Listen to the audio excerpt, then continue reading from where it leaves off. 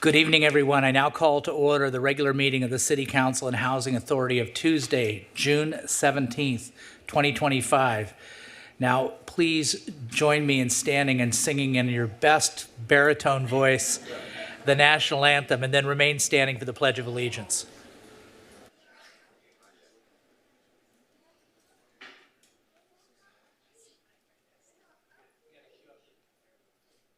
The video.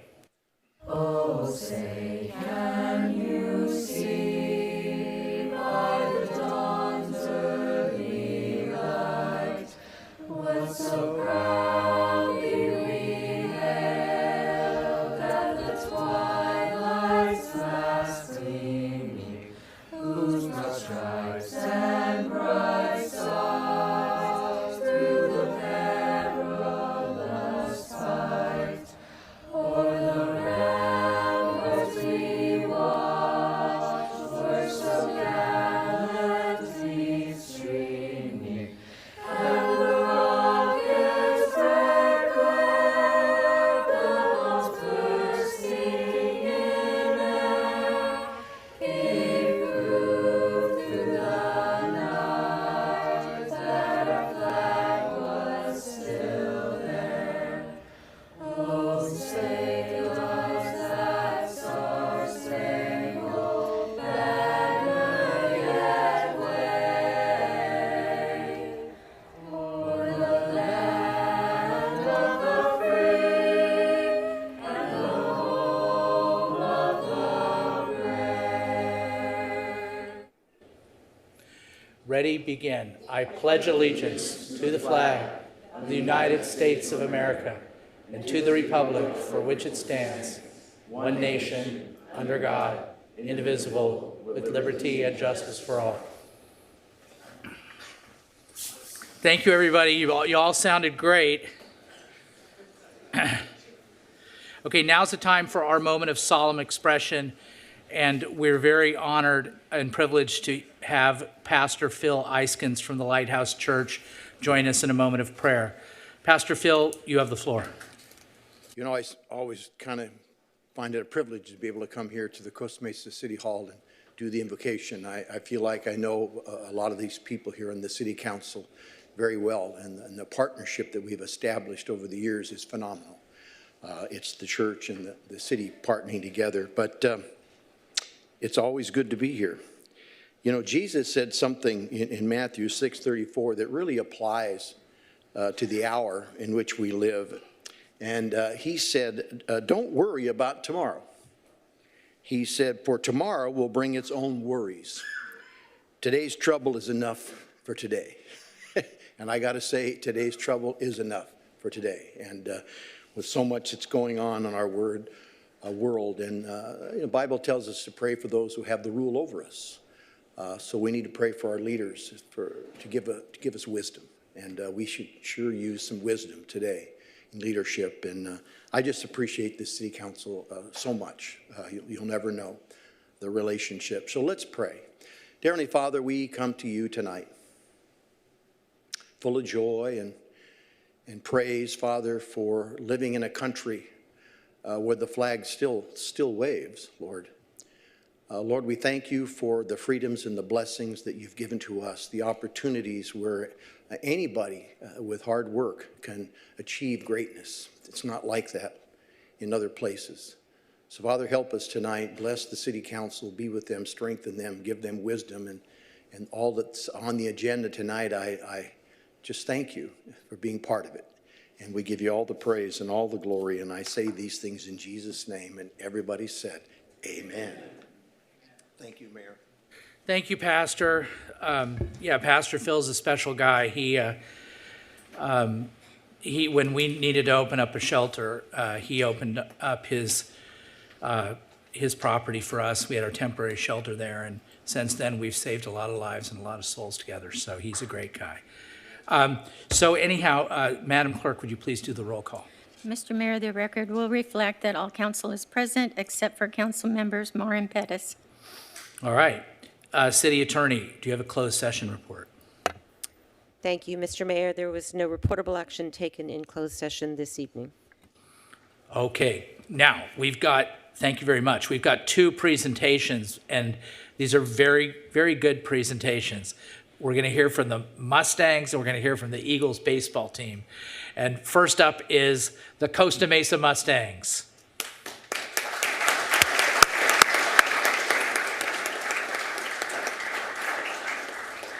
Tonight we are recognizing a remarkable group of young athletes. The Costa Mesa and also the Estancia, they're coming the baseball teams for their incredible achievements.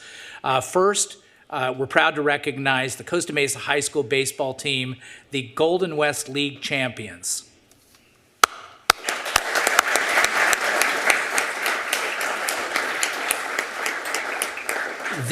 This season, the Mustangs didn't just win, they dominated. In their first year in a new league, they went undefeated in league, capturing back-to-back titles for the first time in program history. And with, I think, 24 wins, right, Coach? It says 23, but I counted 24. I've got little hash marks for the Mustangs. I count 24. 24 wins. They set a new school record for most victories in a single season, surpassing even last year's success. Led by Coach Jim Kiefer and a core of 9 experienced seniors who have grown together over the years, this team has become a shining example of leadership, growth, and determination. But their journey wasn't without challenges. They moved up to Division III, 3 divisions higher than the previous year. Some doubted whether the Mustangs could succeed in that division. Well, they didn't doubt for long. In their playoff opener, they rallied from behind against a tough Fontana Kaiser team, scoring 5 runs in a thrilling 6th inning. And I was getting texts the whole time from Coach Servin. He's texted me, whatever you guys are doing. Fueled by key hits from players like Omar Gutierrez, Aiden Compte, and Will Clark, with standout performances from pitcher Troy Simmons, Will Morales, and Wyland Rodschafer. The Mustangs held strong and walked away with the 5-3 victory. This team has demonstrated what's possible when talent meets teamwork and heart. Congratulations, Mustangs, on a phenomenal season. Now, I give the floor to your coach, Coach Kiefer, to tell us more about the Mustangs season. We got a video. We have a clip package? Okay. For both teams. Clip package. Let's see a clip package.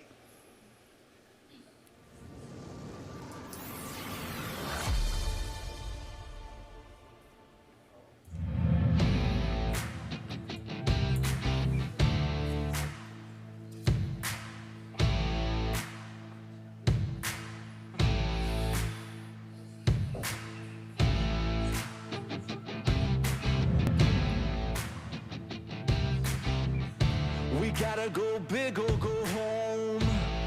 We're down to the gold.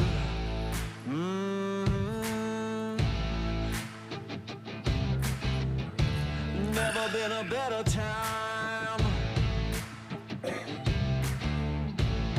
to put it all on the line. Ooh, yeah.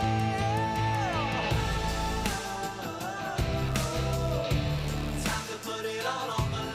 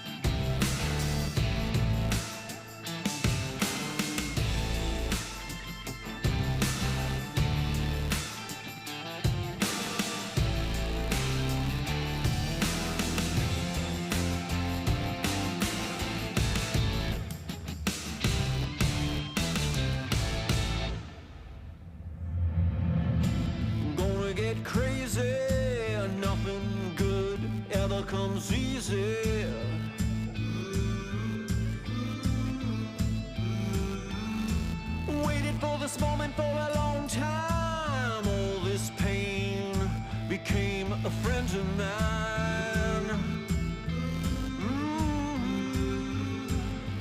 Yeah, that was such a long road with a heavy load. Now we're gonna win it all. Yeah. Time to put it all on the line. Yeah. We're gonna win big. Win big. Yeah. Time to put it all on the line. Put it all on the line. Yeah. Win big.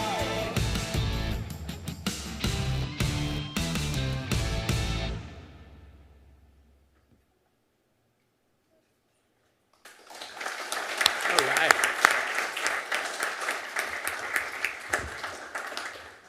All right, Coach, you have the floor. So as Coach is coming up, I just want to say I played high school baseball, and you never forget these coaches, kids, boys. You never forget them. They give a lot to you, and baseball coaches are different. They spend a lot of time with you. They talk a lot, and you have a lot of time. All those games, you hear the pregame, the postgame from the coaches. You'll remember stuff they said till the day you die. So with that, Coach, you have the floor. I get to talk a lot. Fun. Well, thank you, Mayor Stevens and the City Council for inviting us here tonight. It's a great honor for the acknowledgement. We appreciate it greatly. All I'll say is that you listed all the accomplishments. The joy for us as coaches was the day-to-day, was the time we got to spend with these young men, and we spent as much or more time with them than anybody. And I can tell you that it was just a tremendous experience, and the topper was all those moments that you saw on the video, and that's what makes the experience such a great one. I want to also congratulate Estancia. Job well done this year, tremendous achievement. I've been teaching and coaching in the area for almost 30 years now, and I can't remember a time when the baseball in the area has been so strong, and to have both programs in the city having the success that they're having, it's just, it's fun. It's fun for us, and it's exciting, and looking forward to keeping it going here this next year. But I'd like to acknowledge those who joined us tonight to share in this moment from our program. I want to start with two really important individuals who are tremendous contributors to our program. Both assistant coaches, Timmy Richards and John Christensen, do a tremendous job for us. I want to bring them up.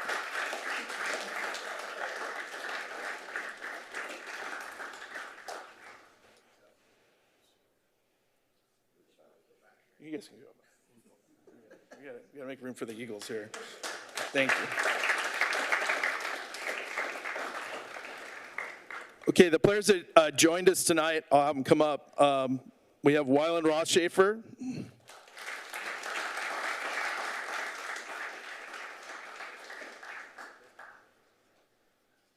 Go sit down, Felix Takia.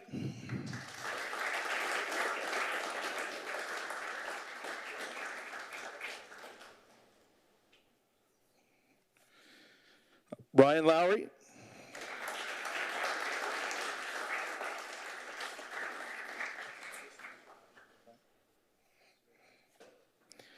Parker Hilton.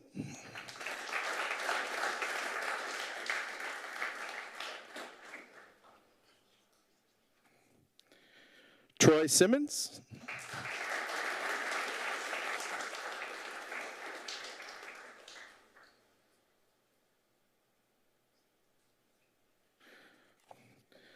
Will Morales.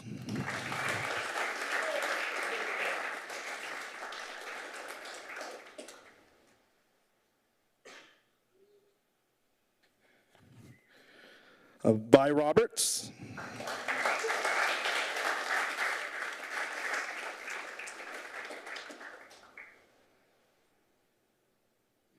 You bet. And Omar Gutierrez.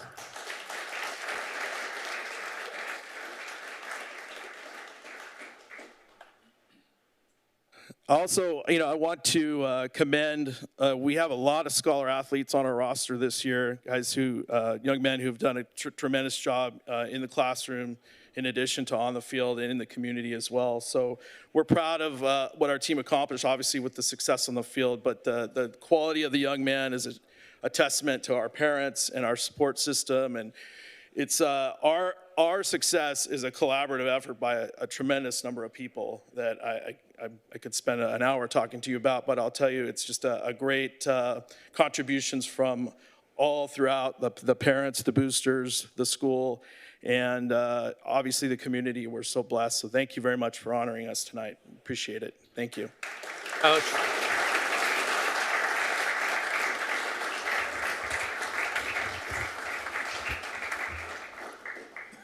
Thank you, Coach. And we do have a great baseball program from the T-ball all the way up through high school. And I want to recognize Brian Rothschafer, who's here, who is the president of the Little League for many years. And it's really great to have such great baseball in the city of Costa Mesa. Congratulations. You see what I mean about the coach. To have a role model like that, you are very fortunate. And speaking of role models, we're going to have Nate Goldrich up in a minute. Let me tell you about the Eagles. We are recognizing the Estancia High School baseball team for their incredible achievement as CIF Southern Section Division 6 champions.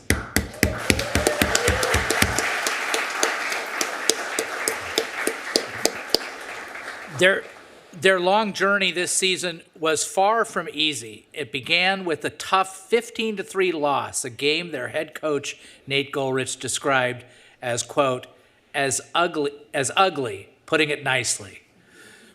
But what followed was a testament to grit, determination, and perseverance. Coach Goldrich gave the team a choice that day. They could either let that game define them or work to get better, and they chose to rise above. Through adversity and setbacks, this team never gave up. They clawed their way through the playoffs, winning not just once, but 3 games by a score of 4-3. In the championship game against Pasadena Marshall, they fell behind early, giving up 3 runs in the first inning. But they stayed the course. Senior pitcher Vaughn McCray and junior reliever Lincoln Silva shut down the opposition for the rest of the way. Now, I was at this game. And I was at this hit that we're going to talk about. Then in dramatic fashion, at the bottom of the 7th, bases loaded, senior Jake Humphreys. Jake, are you here? Jake? Oh my gosh, Jake. Oh my gosh. Jake. The last remaining member from Estancia's first ever CIF title team in 2022 stepped up, and let me describe this for you. So it was a bases loaded. Let's see. There was a base hit to right field, and then there was a next kid got up and walked. Who was the kid that walked? You remember the kid that walked? Okay, and he turned around to the dugout and gave like some fire. Come on, fire up, The next kid, the right fielder, had kind of a bad time, right? So the next kid hits like a blooper. Who was the kid that hit the single to load the bases? That was you?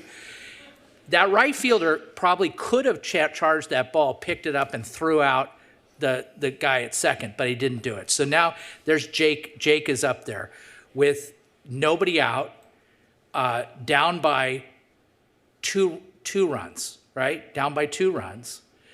And did you have any strikes on you, Jake? 2-2 count. 2-2, nobody out, bases loaded, down by 2 runs. He hits this ball over the right fielder's head. And I was like right on line with that hit, Jake. And when that right fielder, when you saw those numbers, you know it was over because that ball was going over his head. It went over his head. Holy smokes, everybody's running around like crazy. And I'll tell you guys, I was afraid to ask. I wasn't sure whether your games are 7 or 9 innings, right? And so I thought this was in the bottom of the 7th inning, of course, and you all ran out and, hugged each other and everything. I go, well, I guess the games are 7 innings. Anyway, it was thrilling. I mean, you know, you'll be telling your grandkids about it. You know, it's just, I'll be telling my grandkids about it if I ever have grandkids. Oh my gosh, what more do I have to read here? Coach Goldrich now in his second year leading the program. You know, I think it's like his fourth year leading the program, but that's all right. Second championship, has built a special team. Under his leadership, Estancia has now claimed 2 titles in 4 years. To the Estancia Eagles, you've made Costa Mesa proud. You've shown us all what it means to rise after a fall and never give up. Congratulations, Eagles, on your outstanding season and CIF championship victory. Let's roll the clip package.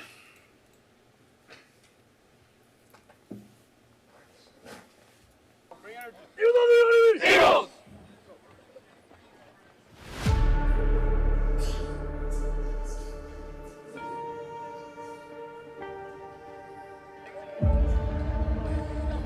Division 6 Championship, the Estancia Eagles.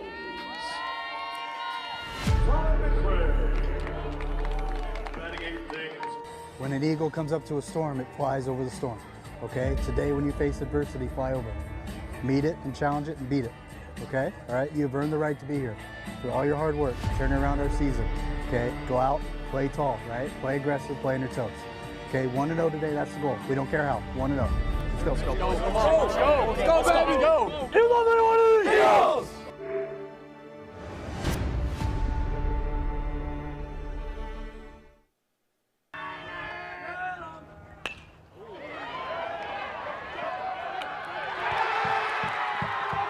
Good read. Good read. Watch the ball. Watch the ball.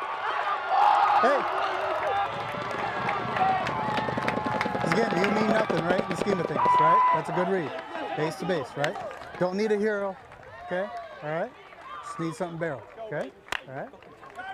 Hey, no picks, right? This is the time to try stuff, okay? All right? In the end, you mean nothing, okay, without these guys. So you shorten up, you're a base-to-base type mentality, okay? Tag, tag, tag, tag!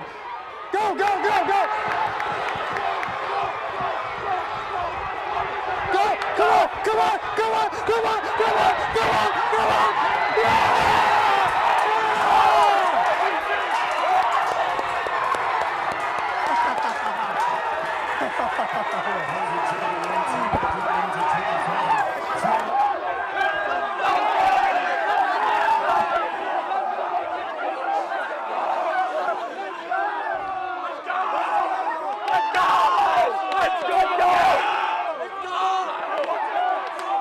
Yeah, no, it's the only way we know how to play baseball.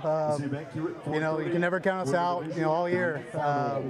Just kind of the grit and grind of this team. You know, our first game of the year was just ugly, and the team would tell you, I'm being polite by saying that, you know, our game against Woodbridge.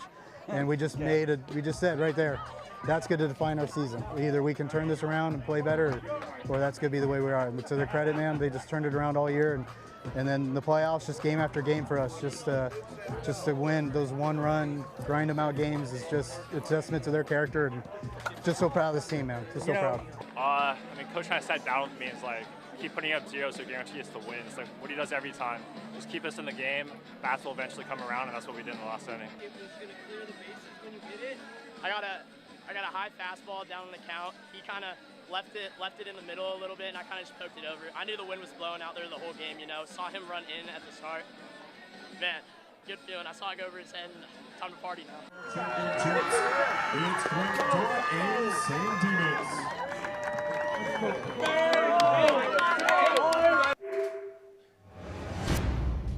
All right.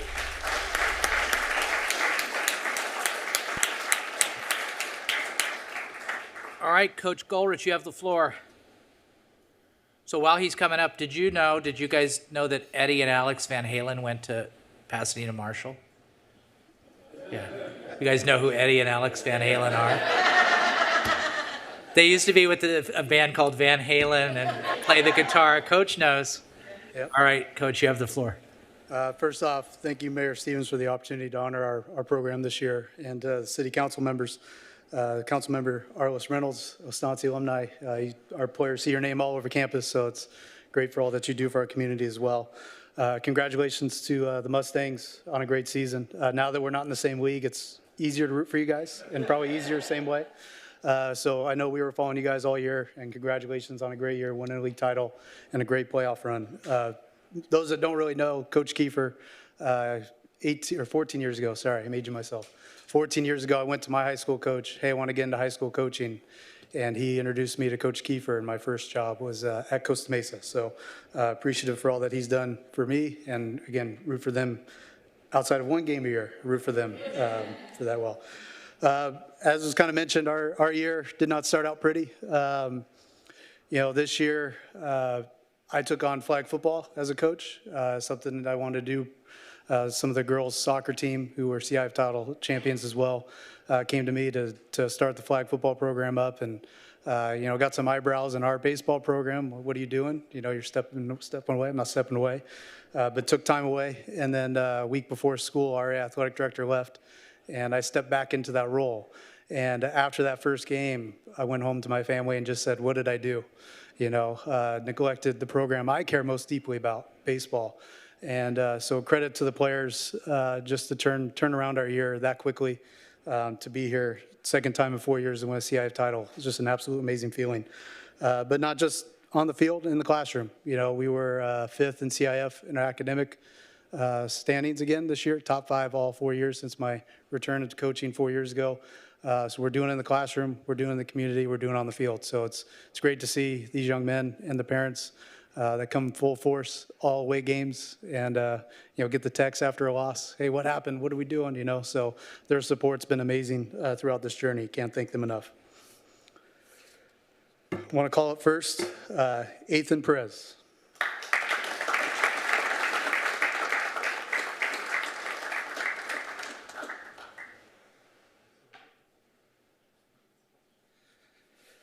Next up, Zane Blanchard.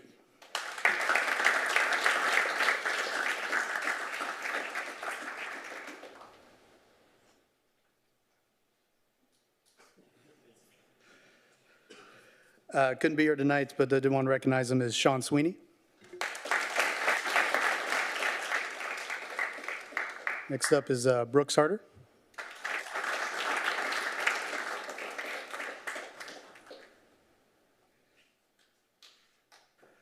Miles Dodge.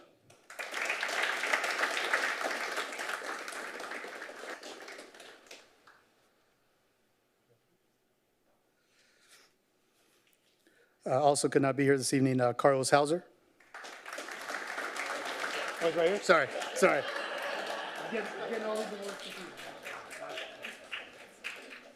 Definitely not mean that. I'm sorry, Carlos, about that. This person's not here. Lincoln Silva. Sorry about that.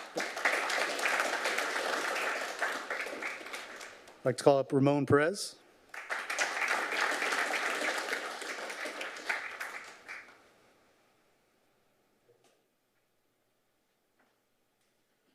Also could not be here tonight, Noah Pasternak.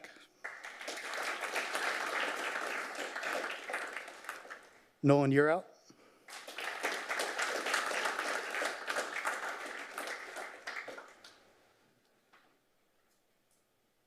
Could not be here tonight was Nolan Pysick.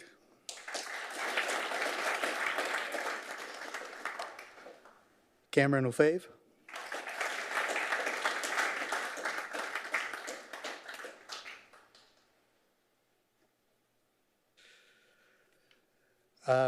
Never been happy for him not to listen to me to tag up, Jacob Ramirez.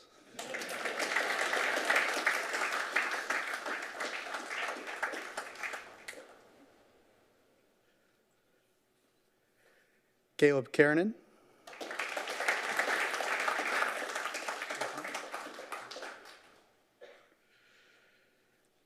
Edward Trotman.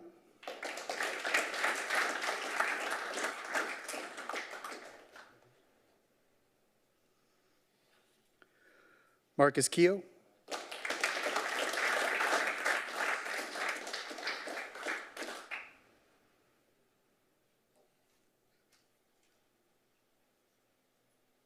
Jake Humphreys.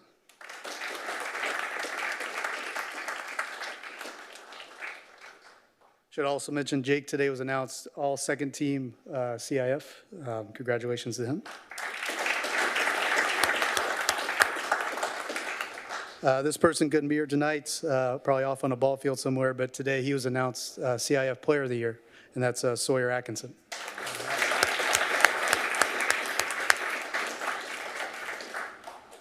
This person was named CIF First Team, and that's Vaughn McRae.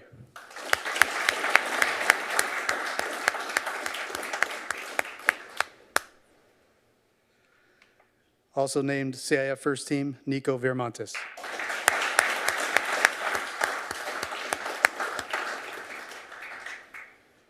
The last two I want to call up, couldn't do this without them, especially with the new roles I took on, but Coach Burgess and Coach Ruiz. Coach Burgess has been with me for all 14 years at the school, 10 years at the school, whatever it is. And Coach Ruiz this year stepped into a new role as our hitting coach and just did a tremendous job with a brand new group. So I can't thank them enough, but Coach Burgess and Coach Ruiz.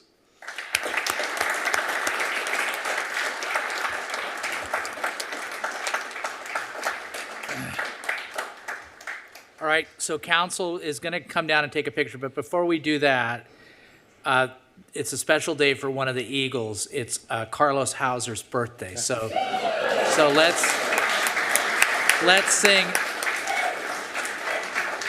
let's sing Carlos happy birthday.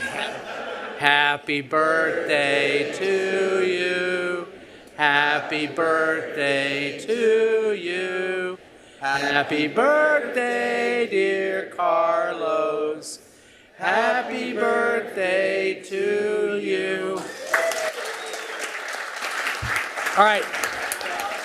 All right, now we're gonna take a photo. Eagles, since you're there, council will come in and then we'll take a photo and then we'll bring the Mustangs up, take a photo with the Mustangs. Mayor, I want to make a really quick comment. I know we all here at City Hall love it when any of our Costa Mesa teams win.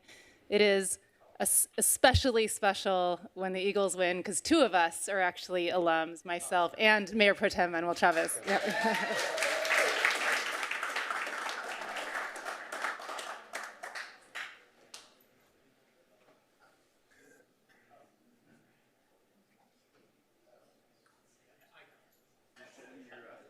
But to be fair, I wore green.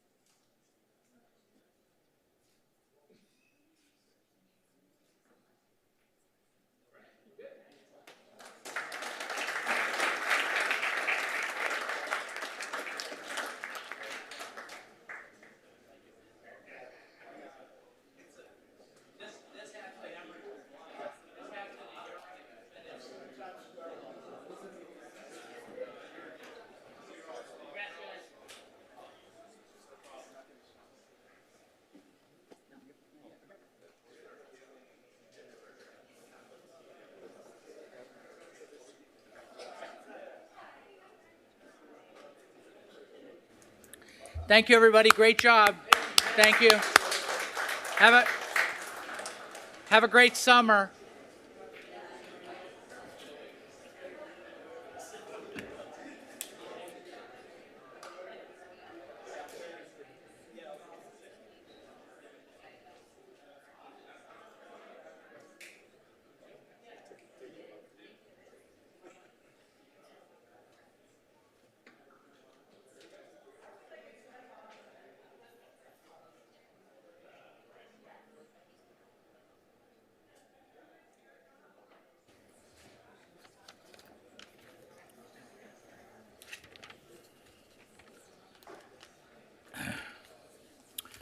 Okay. Next up, we're going to do public comments. Public comments are about anything on the consent calendar or anything other than what's on the regular calendar. You get 3 minutes to speak. Skip the council comments and public comment. No, I'm doing public comment now. So you get 3 minutes to speak, and then we'll hear at 2 minutes, you're going to hear a tone and try to wrap it up. Your mic gets cut off after 3 minutes. We'll first go to the folks in the chambers, then we'll go to Zoom, and the same rules apply on Zoom. So, Mr. Humphrey, you have the floor. Good evening, Council. Jay Humphrey, Costa Mesa resident. Three things tonight. First, I'd like to commend our fire department very strongly. Fire broke out from a exploding barbecue at my neighbor's house, lit the house on fire. In about 3 minutes from the call, the fire department was there deploying and actively getting that fire under control. There also is additional firefighters there because that fire happened the day after the big wind came through Costa Mesa. And they were there to make sure that none of the other structures around that fire were ignited also. So very smart choices and very good distribution of their people. And it kept that house from burning to the ground. It had very minimal damage, only part of the roof and the back corner of it. And they did an excellent job. And I want to commend our fire department for being swift, being effective, and being effective for future and protecting the other houses. Thank you, sirs. Secondarily, I'm glad to see that we removed item number 4 from this agenda. You all know that I'm a very strong believer in public participation, and anything we can do to increase public participation guarantees better choices in the future for what this community gets, needs, and has. So anything that keeps that going and makes that better is, in my idea, a good thing and should always be kept. We have the opportunity through technology to actually get people who are old, sick, unwell, at work, out of town, but they can talk to this council and let them know what's important. And I don't think that we ever have to worry about the time that's been taken up extra in the city council because some people talk from at home rather than in the chambers. I think it's an absolute necessary step to keep on making sure that our public can stay connected and has the opportunity to accomplish that. No matter how we can do it, it's always good to do. Probably none of you remember a man named Sid Sofer who used to comment at every council member, sometimes every item. While some of his stuff was kind of weird and strange, he had a lot of good ideas that, when instituted, actually improved traffic, improved living conditions, and actually improved our community. So it's worth listening to all of it, and I appreciate that for sure. And last but not least, I would love to see us honor academic and arts the same way as we just did tonight. I would love to see us add that to the kind of things we do our presentations on and make sure that all of our community, all parts of it, are recognized for the excellence they bring to our community, and the pride we have in their efforts also. Thank you, Jay. Hold on one second. I got to turn your mic back on. There you go. Commissioner Martinez, you have the floor. Thank you, Mr. Mayor, members of the City Council. I'll just build off of what Mr. Humphrey was talking about. I was in the high school band for 5 years, and I never got to come in here. I know the choirs come in here for the national anthem, but it would be nice if they get invited to. And also, since item number 4 is no longer on the agenda, I'll talk about that. I was actually happy to see that item on the agenda, not because of the contents of that item, which I think should never have been brought forward, but because of the process through which this item came to the City Council. We're finally getting towards a council member requesting an item and then it being brought to the City Council. I think that's wonderful, even if this example, perhaps not that good. I agree with many of Mr. Humphrey's points. But I remember council members Reynolds and Mayor Pro Tem Chavez talking about a drive-through moratorium previously. I remember Mayor Stevens talking about a housing committee. I remember previous items that the council has talked about that just never have come back, that I would have been interested in seeing happen. I know at planning, at our last meeting, we talked about, there was a condition of approval relating to palm trees no longer being allowed at one of the developments we were talking about. And that's also something the council has expressed interest in. That's a really small thing. But these are items that council has talked about, they've expressed interest in.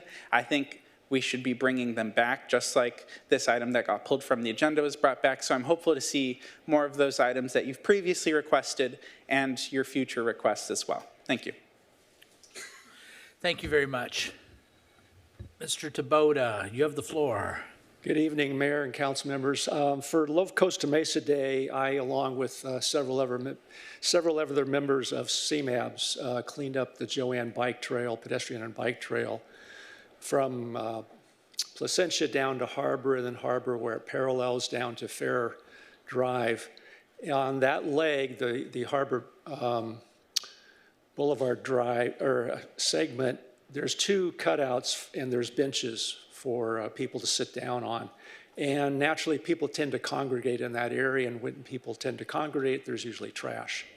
So I would suggest that the city maybe put trash cans in those two locations next to those benches, and also where it makes the 90-degree turn at Harbor, there's no bench there, but people tend to congregate also, and maybe a trash bin there would be beneficial. Also, kudos to the staff. I know shortly after that, Love Costa Mesa Day was mentioned to staff that the trail needed some landscaping service, let's put it that way. And within a day or two, I know staff was out there, or the landscaping contractor was out there cleaning up that area. And I was biking there, I think it was Thursday or Friday. And since then, they've even improved it more. There's additional trimming of bushes, and a lot of mulch has been put down in that area. So it looks a lot better than it did on Love Costa Mesa Day. So kudos to staff on that. Thank you. Thank you. Okay, I don't see anybody else coming up. Do we have anybody on Zoom, Madam Clerk? Yes, Mr. Mayor. Phone number ending in 613, please. 613, you have the floor.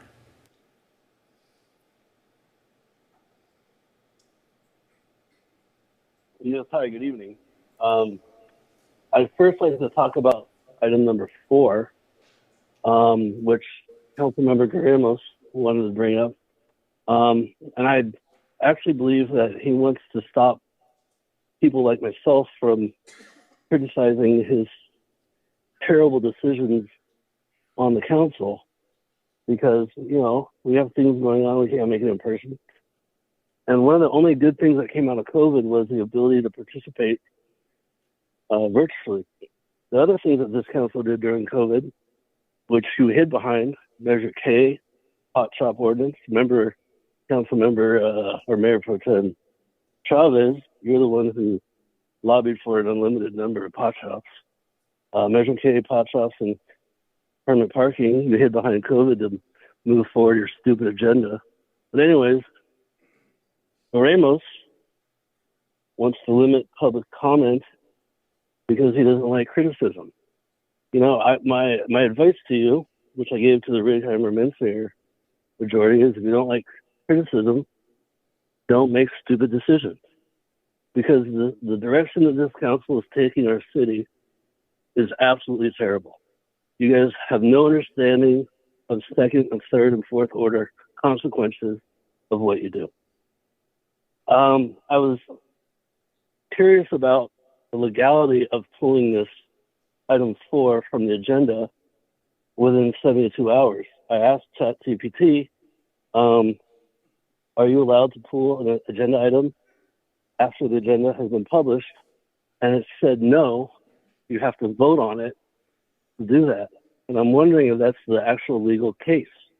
So is this actually legal here where the agenda item was pulled properly?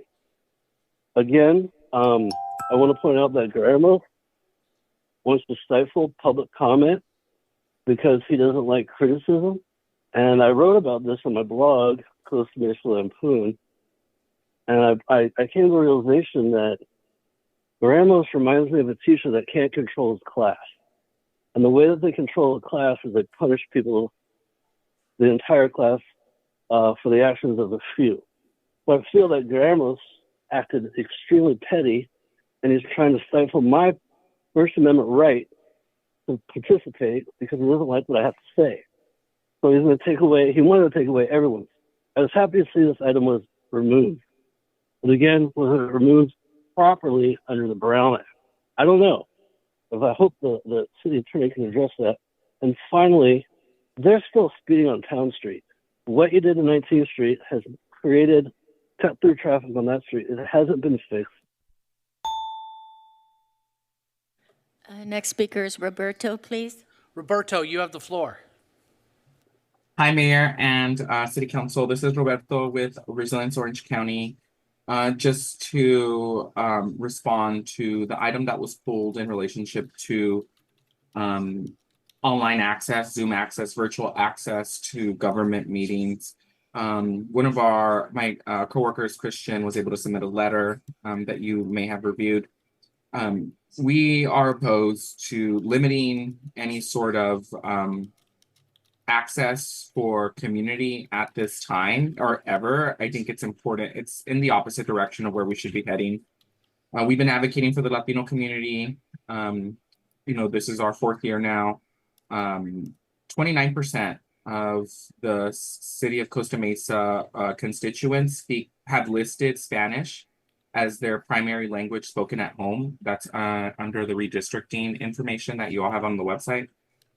At a moment when so much of the community is in fear, where so many folks are not leaving their homes, much less want to come to City Hall now, I think we need to be creating avenues for local government and for the community to be involved in that way. I continuously ask you to possibly provide Spanish YouTube and for folks to be able to tune in that way, so you all can be able to hear from the community.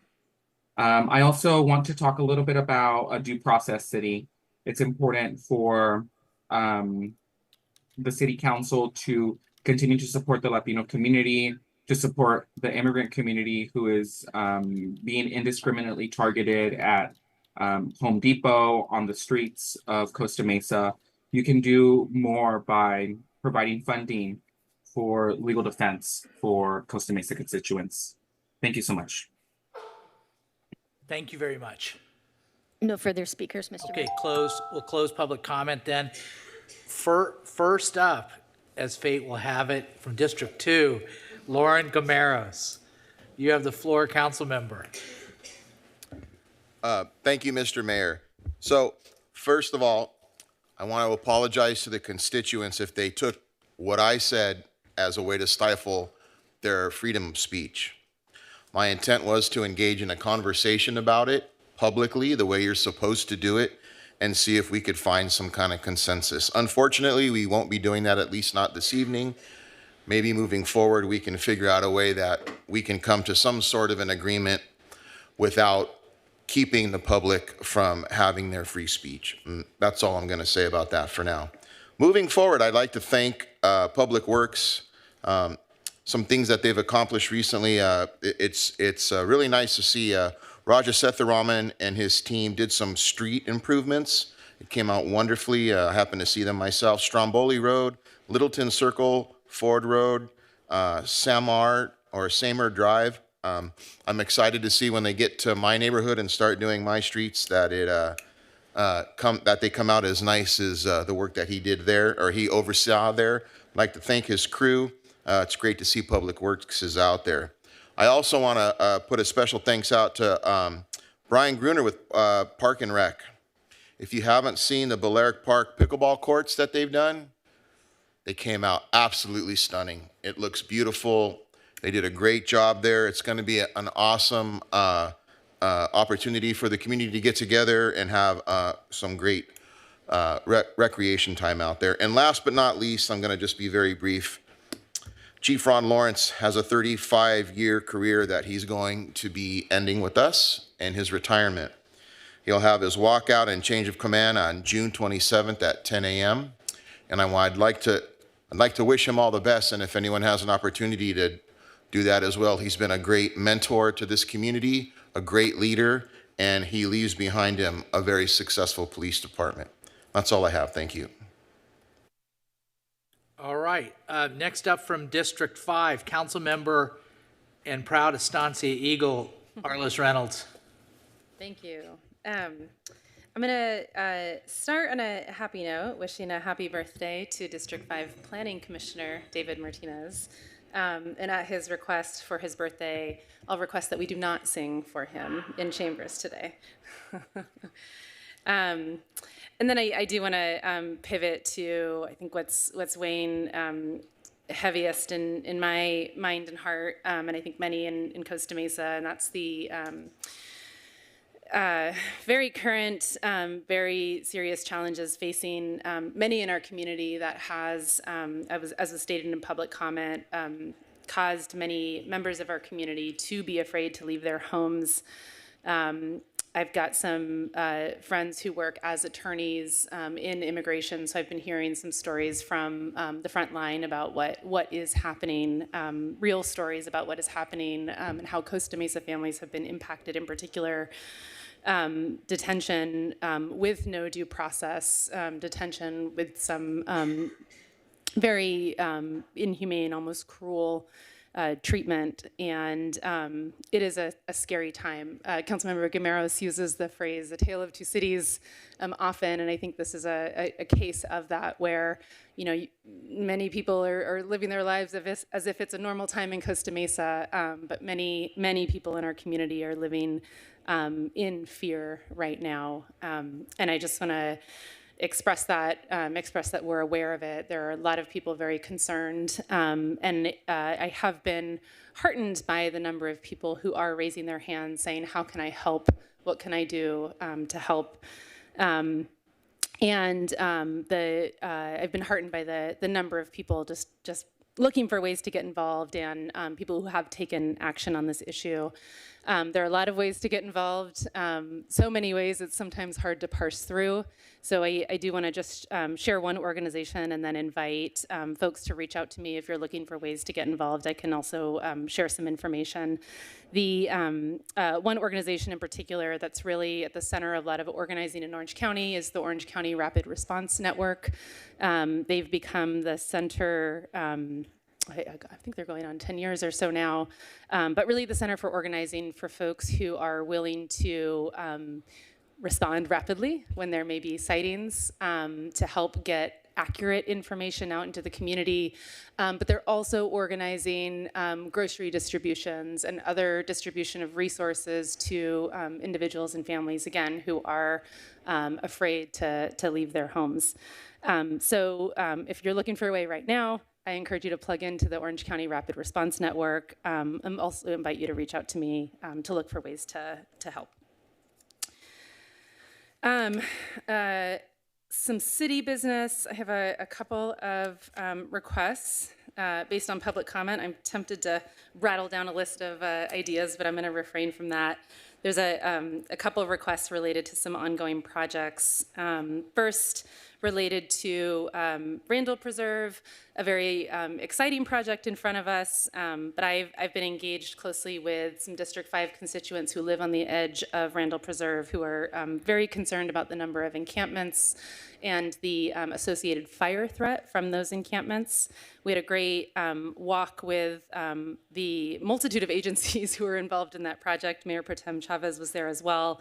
And I thought it was a really positive discussion about immediate actions that we can be taking to address some of the safety concerns there.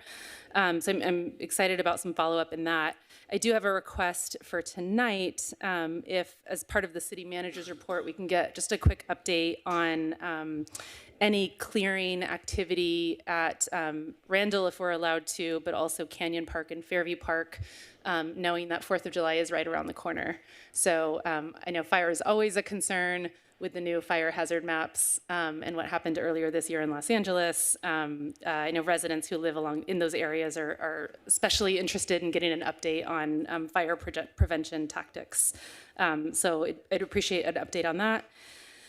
Also, I've mentioned this in previous public comments. There is Caltrans is working on a large project that affects Newport Boulevard in Costa Mesa. Newport Boulevard, especially, well, all of Newport Boulevard essentially is in Caltrans jurisdiction. So our council, our staff actually don't have authority to do some road improvements in those areas. We've been engaged for many years with Caltrans on this project, looking for opportunities to improve safety on this stretch of roadway. Our collision and crash analysis shows that this is the most dangerous place in the city if you're walking or biking. And we've asked Caltrans to incorporate safety elements in their project. And I say we, working closely with our transportation staff, and I've had some discussions recently with Councilmember Pettis, and the mayor would like to request some more safety elements. So I'm asking that we bring to council a letter or resolution expressing our concerns about safety issues on Newport Boulevard, and requesting that Caltrans incorporate more safety elements in their current and future projects on Newport Boulevard. One more request. This is for Director Sethuraman and his team, because it was mentioned earlier. Some of our trash bin or concrete trash bins on 19th and Placentia are in really, really bad shape. So I'm hoping we can look for ways to replace those. Thank you. Thank you very much. Next up from District 1, Councilmember Mike Bewley. Thank you, Mayor, Council, members of the public. First I just want to reiterate Councilmember Gamaros's comments on Balearic Park. I was out walking my dog a little bit ago, and it wasn't completely finished yet, but what I did see was amazing. There were still a few trucks there, and I've had members of the community reach out, and I think that's one instance where it seems to all come together, and there's always going to be a few criticisms from the community, but the vast majority are very happy about it, and just kudos. It came out wonderfully. I'm going to touch on something from left field a little bit. I've had conversations with Parks Department head Brian Gruner, excuse me. I'm still getting everybody's name straight here. And I touched on a little bit in a meeting that I had with our acting city manager. And bear with me here for a little bit. You know, my kids came through Little League, and Costa Mesa is an amazing city when it comes to youth sports. And, you know, I used to sit around with some of the baseball dads, and I had these harebrained ideas, and they kind of went nowhere, because what are you going to do? We're just a couple of baseball dads. Then it occurred to me, well, shoot, now I'm a city council member. But here's one of those harebrained ideas. It's maybe not so harebrained. You know, I grew up in this little steel town in upstate New York, and me and my neighborhood buddy, Paulie Guerrera, decided we wanted to form our Little League team, and we went and grabbed a neighborhood store owner, and he bought us some hats and T-shirts, and we went and we formed our team with some neighborhood kids, didn't have a single coach, didn't have a single parent out there, and we had the time of our friggin' lives. Just unsupervised. We probably played badly. And I look at here in Southern California, we're blessed to have all kinds of retired D1 athletes and professional athletes, and they're all coaching. And we saw it tonight. We get kids who come in who are world-class athletes and on their way to play. But what we noticed, or what I've noticed, whether my kids are playing soccer or baseball or youth basketball, or any of the sports, there's like a weeding out process that starts as early as T-ball. You notice that kid can really play. And by the time you get to the 12-year-old majors, for Little League speak, that's as high as you go in Little League, what started out is 10, 15 T-ball teams has dwindled down to, 3, 4, 5 teams. And it happens in every sport. And it really robs, at least for myself in my childhood, that unsupervised free play, that love of sport. And we talk about these mental health issues that kids are having. We're talking about getting kids engaged and get out there. And even the kids who stay in those sports activities, it's never unsupervised free play. You're there getting coached up properly. It's regimented. There's set times. We got regimented field time. And I tell you, dragging my kid to those ball game practices and stuff, there were so many nights he didn't want to play or didn't want to get to one more practice. And I got to tell you, I didn't experience that as a kid. I was running out the door to play any sport and play it badly. And anyway, so where I'm going with this, and I talked to, there's a kernel of a movement afoot, and there's an outfit called the Aspen Institute, and I sent a few articles to Brian about unsupervised free play and the value it is. And for a kid, we have so bubble wrapped our kids nowadays that we don't let them just get out there and play in unsupervised activities, take risks, learn the life lessons that you learn in a schoolyard. And with all our parks, and I know logistically it may be very difficult. We got people competing for park time and all that stuff. But my ask if it goes beyond the 4-hour soft rule we have around here, but I think at least initially 10,000 foot view, do some preliminary research into that, how we could maybe incorporate something where we allocate time on various fields, and we'll have liability issues and waiver issues and things like that, but where kids from different age groups can be dropped off and just allowed to be kids and figure out rules and play sports badly and do things and get bloody noses and scrape knees without a parent hovering over them to solve their problems. I mean, the life lessons that are learned there that we're robbing our kids from. Anyways, so that's my soapbox. That's what I'm passionate about, but it's an ask that I have that staff just start that conversation and see if it's something that we can even start moving towards. So that's my spiel tonight. Thanks. Okay. From District 4, Mayor Pro Tem Manuel Chavez. Thank you, Mayor Stevens. Thank you, everyone, for joining us today. It's always good to see our students succeeding here in Costa Mesa. I have 3 quick thank yous, 2 invitations for the 2 updates, and then 2 open invites for the public. First of all, quickly, I want to thank the MPD. Last council meeting, I made the comment about wanting to see more enforcement on 19th Street, and I will say residents have been messaging me saying thank you to the PD for being proactive on that street, and thank you guys for the good work there. I want to thank our fire and rescue team for all the fires they've handled these past 2 weeks. It's not been a calm weeks for you guys, but with grace and dignity, you guys have handled those things very, very well. And I also want to thank all the peaceful folks that went out protesting these past weeks in Costa Mesa. To my recollection, we had 2 protests, and none of them were problematic. So thank you to the residents that came out and did it the right way. For my updates, I had the pleasure of joining Councilmember Pettis for the Cal Optima Fair last week at Lions Park. It was a really cool event. It was through the County of Orange, and it was through Costa Mesa. They had a lot of booths for residents to learn about different services, as well as those found in Costa Mesa, like soy, like Tomo Soup Kitchen and whatnot. Anytime we have a chance to show folks the resources available to them is a good day. So I want to thank city staff working with the county to get that event up and running.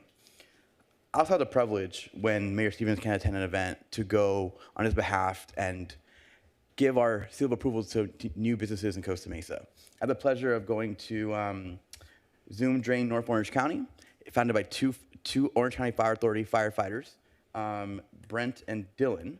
And it was really cool seeing them talk about why they chose Costa Mesa and why they chose to do a small business, even as they're currently public services firefighters. That's truly the joy I have, is seeing someone invest in our community. And it always reminds me of why I'm always talking about permitting and streamlining in the dais. The quicker we can get things open up, the quicker folks can make a good living in Costa Mesa and get tax dollars in Costa Mesa. So I wish them a lot of luck at Zoom draining North Orange County, and I'm happy they chose us as the location for their business. Now for the 2 invitations.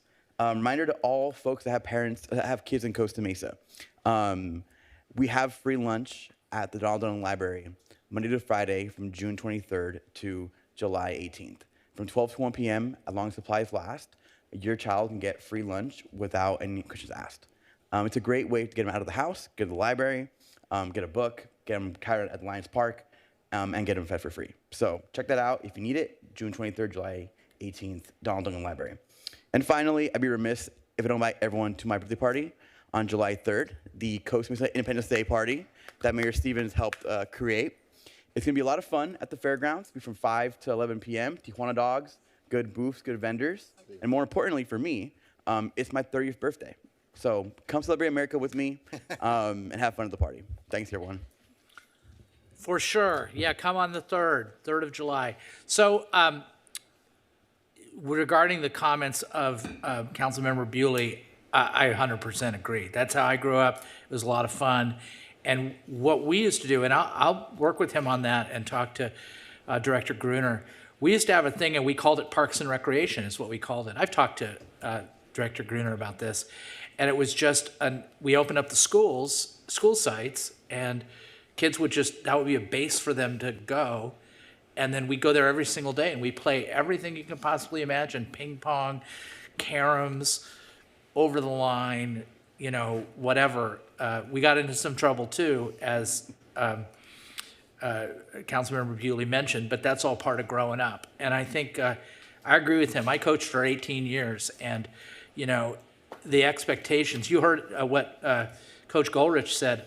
You know, the parents texting him after the games, and he's thanking them. I'm like, oh, dude. I go, that would drive me crazy if my parents were texting me after the games. But yeah, we need more unstructured play would be great.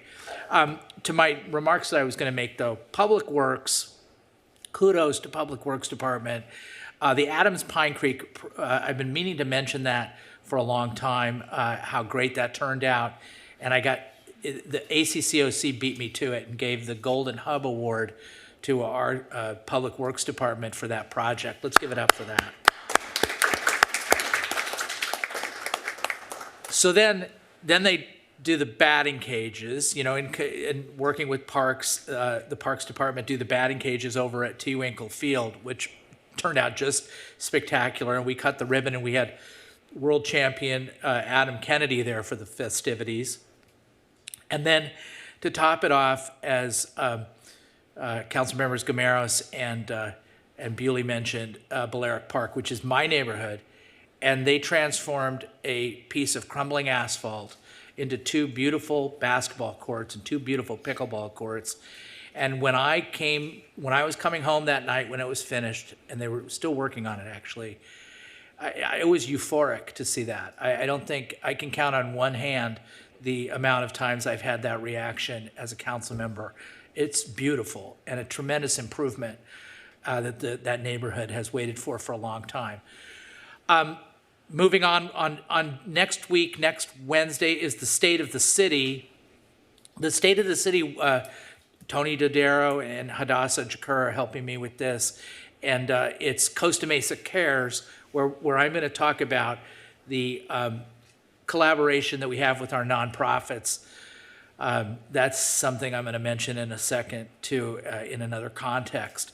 We have a great panel discussion we're going to have with Jennifer Friend from Project Hope Alliance, Mary Capolini from Soy, and Bill Bracken from Bracken's Kitchen. Tom Johnson is going to do the MC. We're going to have, the Chamber is hosting it and sponsoring it, so it's going to be a really great event. So you can make it. It's at the Hilton on the 25th. That's great. It's also open to the public. You don't get lunch, but anybody can come there and watch the State of the City for free. We'll set up a place for you to watch it, and you can listen to the panel and you can listen to my remarks. Regarding some of the, following up on some of the comments that Councilmember Reynolds made, yes, it is a difficult time for a lot of people. in the city of Costa Mesa.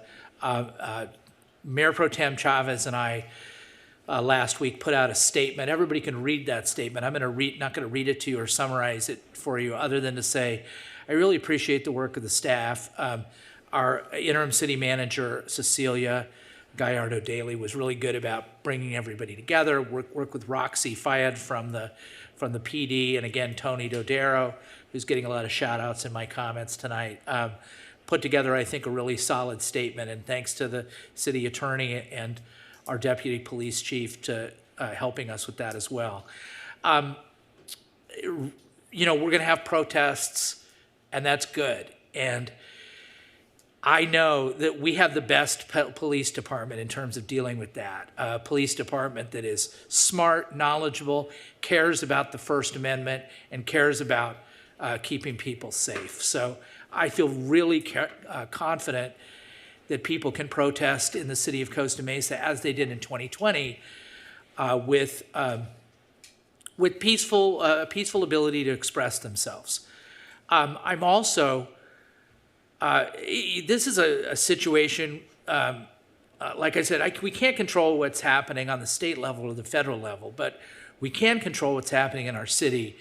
And it's really become a humanitarian issue. And because a lot of people are afraid. It's the fear that creates the humanitarian issue. And as Councilmember Reynolds said, there's a lot of people that have stepped up to address that issue, and I'm very proud of that. And that dovetails in with the Costa Mesa Cares theme. A lot of people that are stepping up. I'm not at liberty to tell you who they are or what organizations there are, but there are many, and they're very giving of their time and their resources. The fire department really deserves mention for putting out a serious structure fire up in the north part of the city, just adjacent to Fountain Valley and the River Trail. So thank you for that. Chief Lawrence, what can you say about Chief Lawrence? What can I say that I haven't already said about Chief Lawrence? He's going to get embarrassed if I tell you what I really think about Chief Lawrence. But yeah, he is retiring as of the 27th. We're very fortunate to have had him as our chief since 2021. Crime is down. We've got a terrific department at every single level, and it's just getting better. And thank you to Chief Lawrence. And he's going to continue to live in Costa Mesa and be my neighbor. So there was a lot of discussion about item number 4 that got pulled. I'm not 100% sure. I'm not going to speak for Councilmember Gameros about putting that on the agenda. However, I will say that, and you'd never know it from the length of my remarks, but we should have an effort to tighten and shorten these meetings because, and while I'm really in favor of everybody speaking, once the meetings get past about 10 o'clock, 10:30, there's nobody in the chambers. Only the very few people are watching it. And it really, if we're making very important decisions after 10 or 10:30, it really erodes, in my opinion, it erodes transparency. So I'm working with the interim city manager and the city clerk primarily about scrunching down the meetings, and you'll see some of that in play tonight. I do support, as she said, Councilmember Reynolds' efforts to get the city on the same page and send a message to Caltrans. I think that's all I've got. So with that, let's hear the report of our interim city manager, Gallardo Daly. Thank you, Mayor. All right, as the mayor and some council members have mentioned tonight, we have Chief Ron Lawrence retiring next week, so I want to just remind everyone to please join us for the police chief's walkout and change of command as he retires from Costa Mesa PD. It will happen on June 27th at 10 a.m. and you're welcome to join us out in front of City Hall. I know Chief Lawrence isn't here tonight, but I do want to say a few words about his amazing career.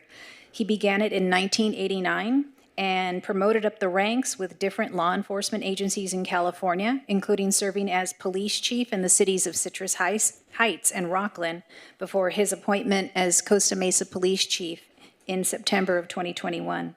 While in Costa Mesa, he's credited with introducing innovative police technologies to assist crime-fighting efforts, building trust throughout the community, developing police personnel for future leadership positions, and reducing crime in what was already a safe city. So we wish him well in his retirement and hope to see you on June 27th. Now I'm going to talk about Make Music Costa Mesa. This is a new event happening in the city. Each year, over 1,000 cities around the world throw citywide music celebrations on June 21st. During these festivals, anyone and everyone is invited to join and play music or host performances for the summer solstice. For the first time ever, Costa Mesa will participate in this worldwide celebration. This Saturday, June 21st, we will hold our Make Music Costa Mesa event with music performed by anyone and free for everyone. The music festival, hosted by the Orange County Museum of Art, will take place at the Lions Park event lawn and stage. So we encourage all musicians to participate by signing up on the city's website. Also music related, Costa Mesa's Concerts in the Park return for 4 Tuesday nights in July. The concerts will begin July 8th with the band Family Style. The flashback Heart Attack returns on July 15, with the ever-popular Tijuana Dogs on July 22, and capping off the concerts will be the Pacific Symphony on July 29. Pre-show activities and opening act in the Beer and Wine Garden start at 5 p.m., and the main show starts at 6, so we hope to see you there. And finally, at this time, I'd like to ask Chief Pyle to provide an update on the brush clearing efforts at Fairview and Canyon Park prior to the July 4th holiday.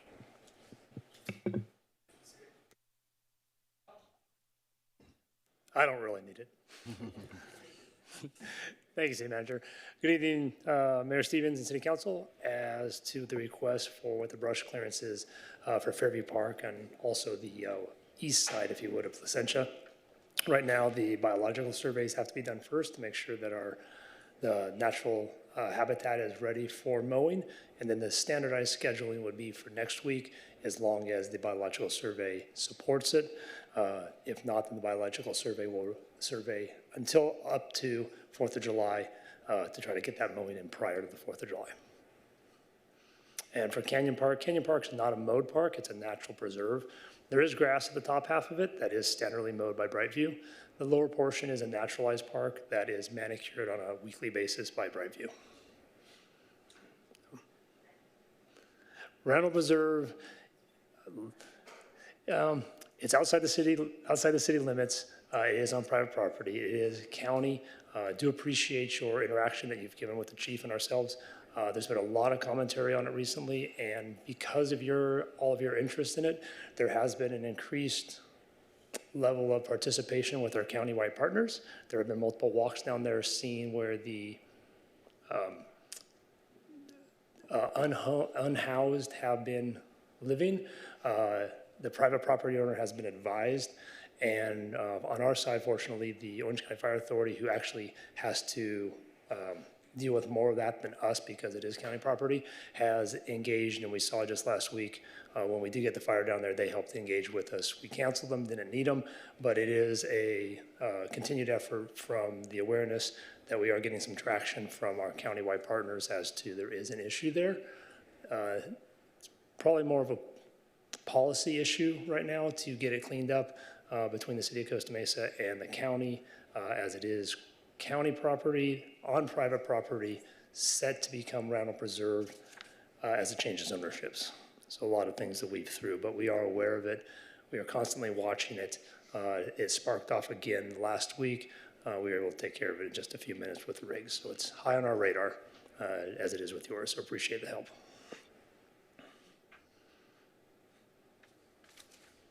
That's all? Thanks, Come on. Chief. Yeah. All right. Does anybody have any questions? We're good? All right, good. Thank you. Great job. Okay, city attorney report. Oh, I'm sorry, were you done? Yes. Okay, good. The city attorney report. Thank you, Mr. Mayor. I want to jump on the free play bandwagon.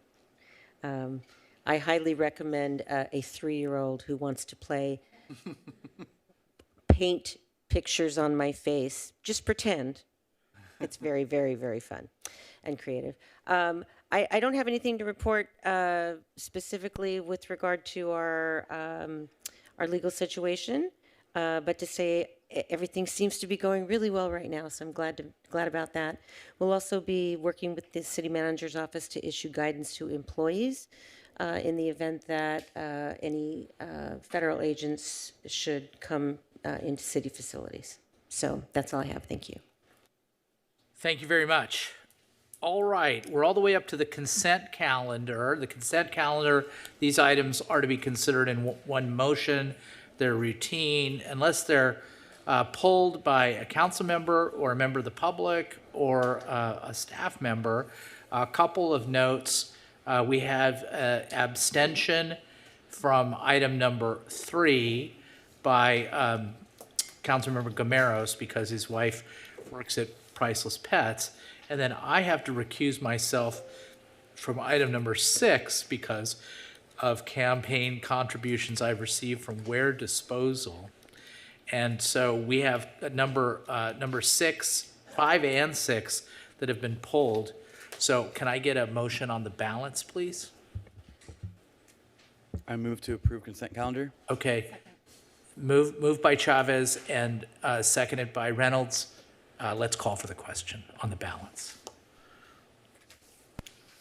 Motion carries 5-0. Okay, good. Now, the first item that was pulled is the item number 5. So, Madam Clerk, could you please read the title? This is the towing services contract pulled by a member of the City Council. And Lieutenant Selitsky and Captain Watkins are available to answer questions on this item. Okay, and that sounds fine. It was pulled, who pulled it? Arliss, you pulled it? I mean, excuse me, Councilmember Reynolds? Yeah. Okay, do you wish to be heard on it? I can just share. Yeah.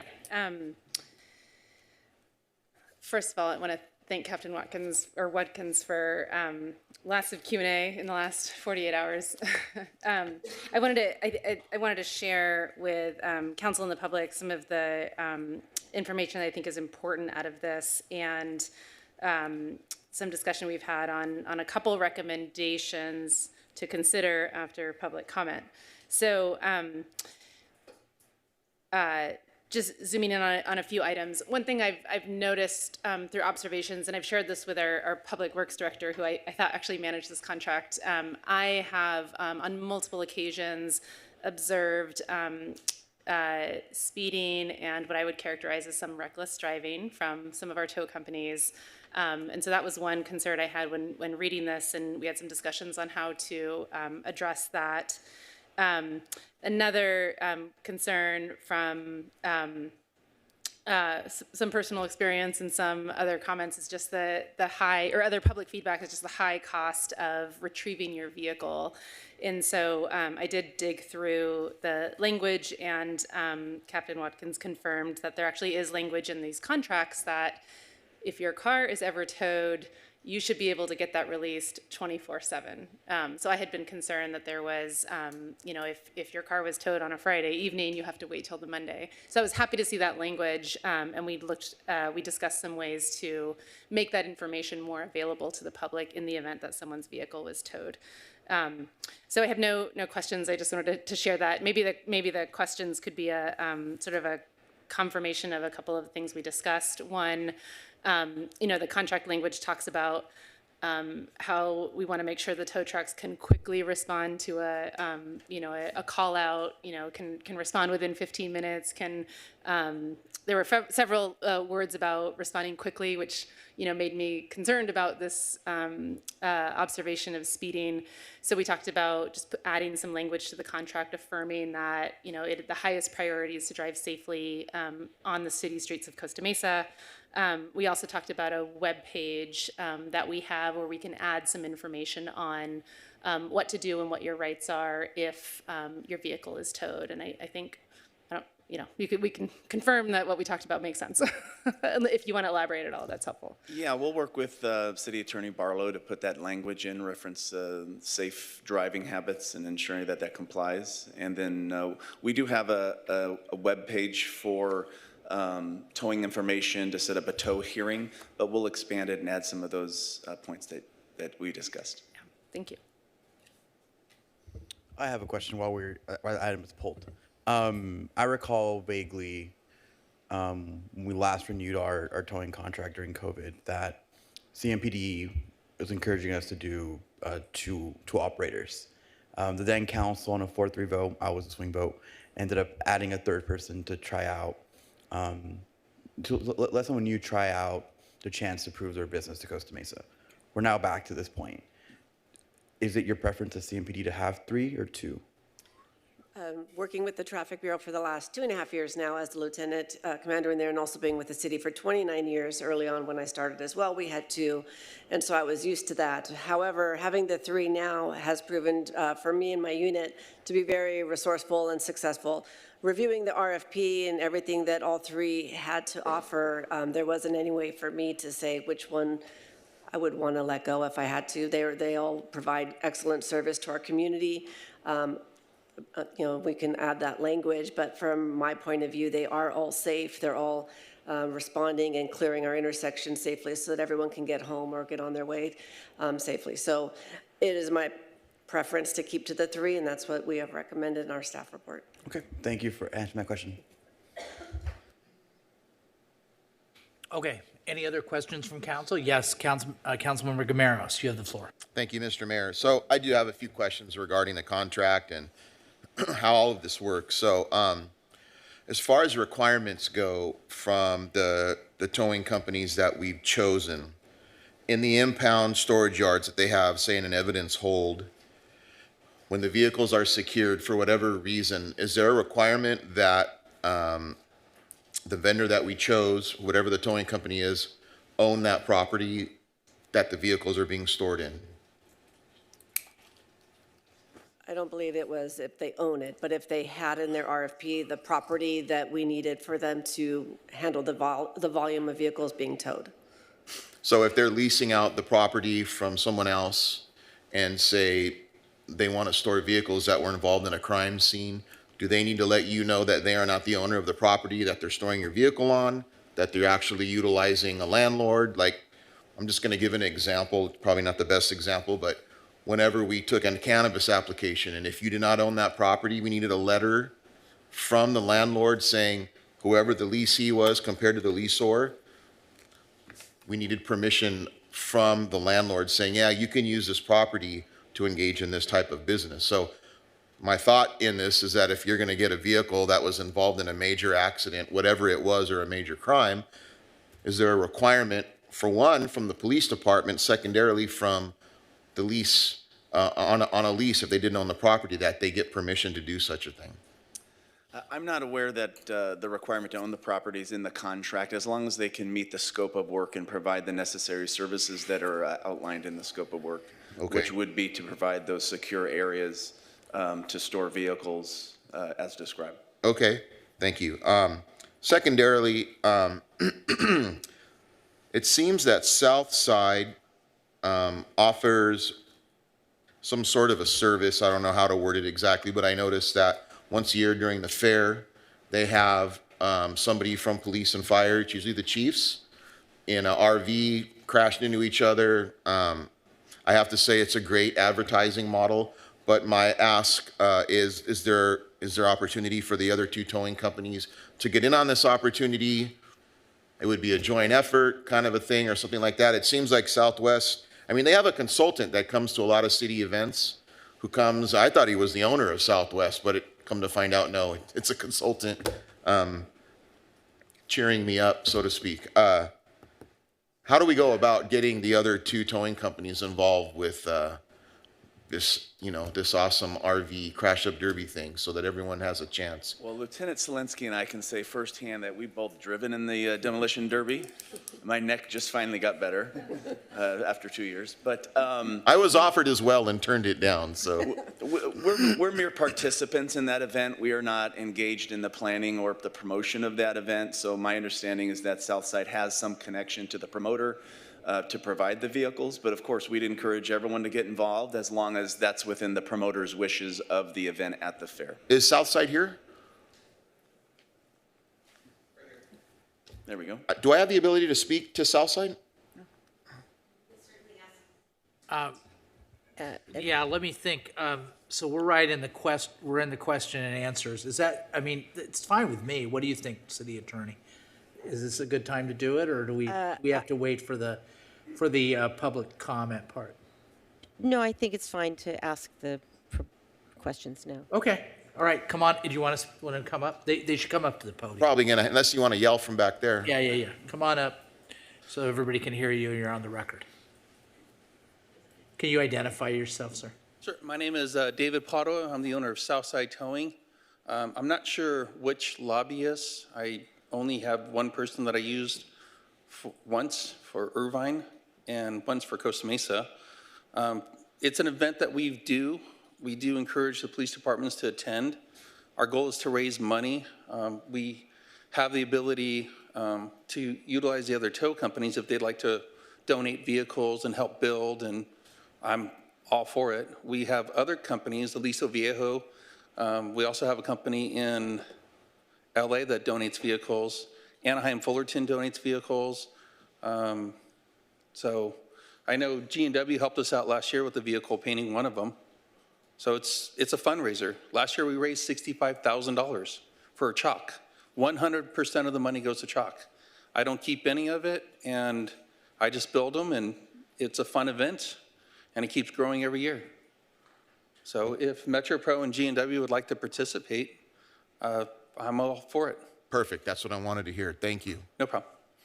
Any other questions? No, that's it. That's all I have. Thank you. I appreciate your time, and thank you for coming up and speaking on behalf of your company. Thank you, Mr. Padua. Thank you very much. Thank you for being here.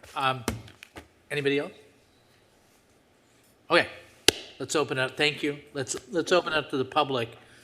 Anybody wish to speak on this from within the chambers?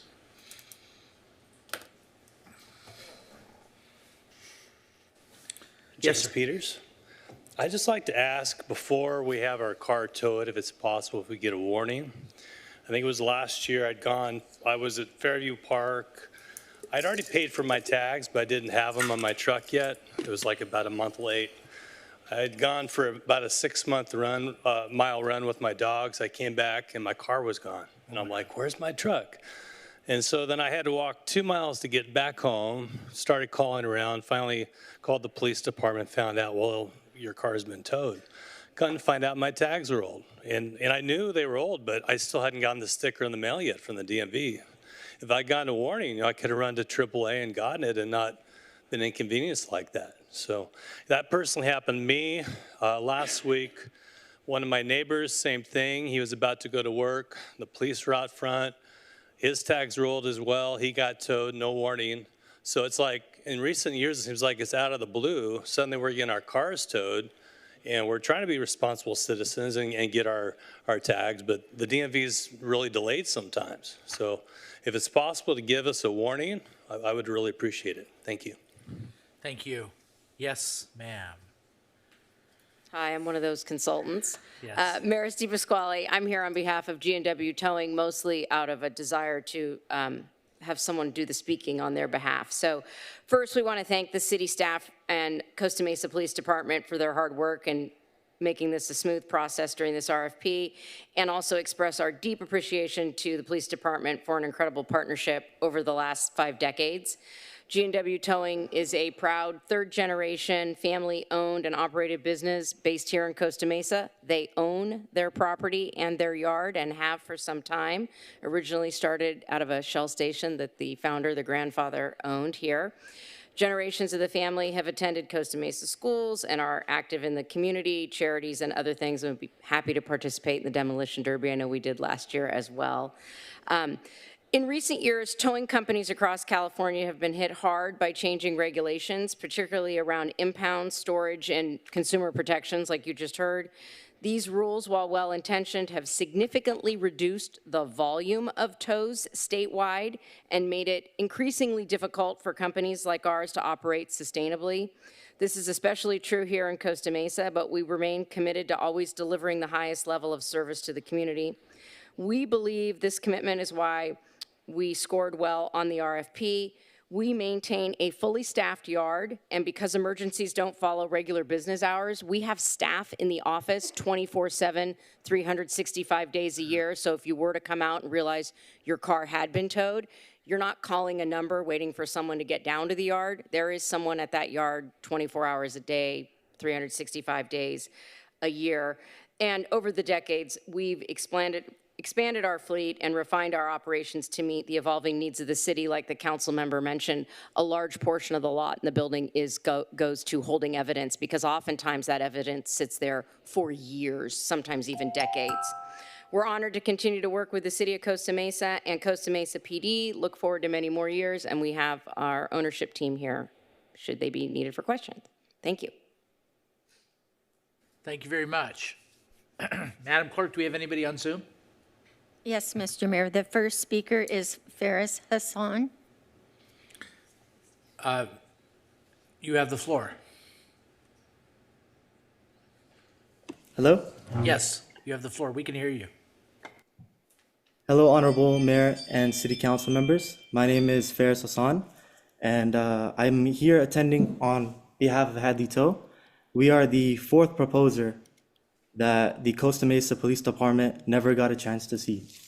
I've written many emails, but we had the opportunity to submit our proposal to the Costa Mesa Police Department, and we were not taking our proposal seriously. We had emailed many people, many staff members, many city council members. However, our proposal was not taken seriously. My father, Mark Hassan, who's the owner, was supposed to join the meeting, but he was not able to.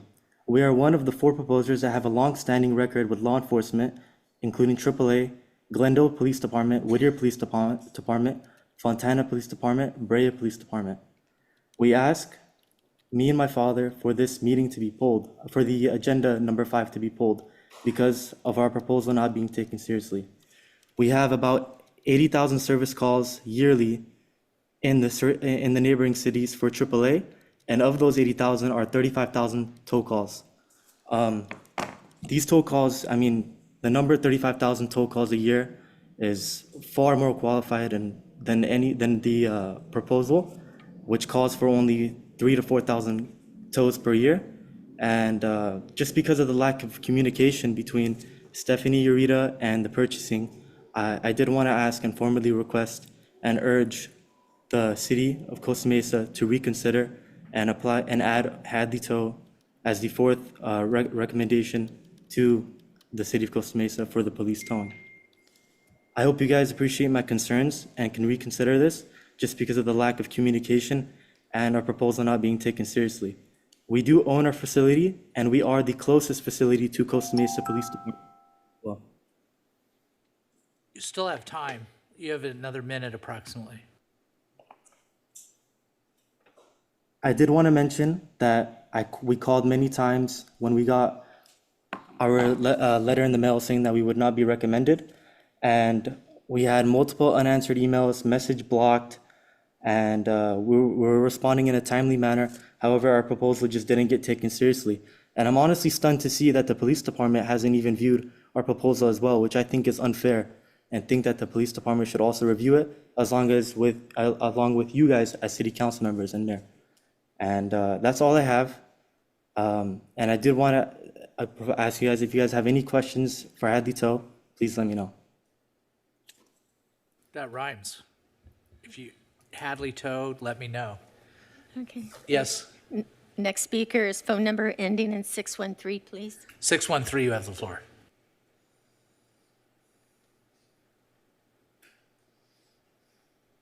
Yes, hi, good evening. Just a couple of observations. I do have a house near G&W Towing. in walking the neighborhood where their location is, I will say that it's well kept. There's not many issues around their tow yard. However, I would prefer that they don't cut through Town Street to get to their tow yard. I think that that's really that's one of my two issues. I don't know if this is still the case. They did tow my car many years ago, and they only took cash. And so it's not cheap back then to get your car out of towing. I hope that they now offer multiple ways to get your car out of impound besides cash, and that would be helpful to those who don't have cash on hand, because if you don't have the cash in hand, they do impound the fee, and it goes up, and it becomes very expensive to get your car out. So again, please don't go down Town Street. It's a neighborhood street, and I understand that you go down Town Street because what was done to 19th Street, how bad that has become. So you're looking for an alternate way, but please stop going down Town Street. And again, I hope that they've started taking credit cards. A final thing that I'm curious about would be if the person whose car got towed, if it turned out that they were actually, waiting on registration, or they were in the right and there was some type of mix-up, that they get their money back quickly. To me, I think that it's unfair to have to lose money to a tow yard when you actually were not in the wrong. So those are my comments tonight, and thank you very much. Thank you. No further speakers, Mr. Mayor. Close public comment. I'm going to move the staff recommendation for the three tow companies, G&W, Metro Pro, and Southside. A second by Chavez. Oh, do you have a question? I was going to ask to incorporate a couple pieces. Okay. What do you? Is that now? Okay. Yeah, you can do it now. Yeah, so would you incorporate two pieces? One, or add to the motion, incorporating language in the contract that emphasizes the importance of traveling safely on our city streets. Yes. And Yeah, got it. So that second concurs. yeah, and updating our webpage with public information, ensuring that there's public information, including how to find your vehicle if it gets towed, information on the 24/7 release policy, the right to request a tow hearing, and then how to file a complaint. Yes, I agree. Second concurs. Can I ask a question too of the PD staff? We might want to put it in the motion. Because this happened to me too. What is the policy with respect to warnings? One of the members of the public brought this up. The exact same thing happened to me several years ago. I didn't get any warning and I got Mike. What is our policy on that, if any? Well, obviously, all of our officers have discretion on when to tow or issue a citation or make an arrest even in some cases. The instances I think that were referred to were regarding registration. Right. And we are not allowed by law to impound a vehicle unless it's expired over 6 months. So 6 months. you have a 6 months grace period of having expired registration. After that point, then it's kind of deemed that you need further encouragement, and that's when the vehicle's towed. Yeah, that's what thanks for reminding me. That's what I was told by, I think, back in the day, and it was my son's car, so maybe it was a good thing to tow it. Yeah, and we do run the plates, so if there's a registration in process, we can see that in the DMV through the registration, so we wouldn't impound it in those circumstances where you're just waiting on a tag. It would still show it was paid. Okay, thank you. Is that all, council member, to add? That's all to add? Okay, so in terms of this, the motion, I think all three of these, I don't know much about Metro, but I do know about G&W, I do know about Southside, excellent vendors, and I appreciate Southside's as commitment to the community through the Demolition Derby. I go to it every year, and yeah, I'm not gonna participate in it, but I go to it and I appreciate it. I will say this, though, and I have mentioned this to staff, there's a better way to write these staff reports, to give more information about the applicants, more information about the process, more information about the scoring. I have provided some samples from OCTA to the staff, and moving forward on these types of things where you have competing proposals, my expectation is that we're going to follow a more detailed staff report format. If any of the staff members have any questions about that, I'd be happy to engage on that one. But in substance, I think this is the right way to go. Before we, do you have anything to say? Any other council members? Can we call for the question? Call for the question. Mayor, please. Oh, yeah. Motion carries 5-0. Okay, now I'm going to recuse myself, and Mayor Pro Tem Chavez is going to take over for consent calendar item number 6. All right.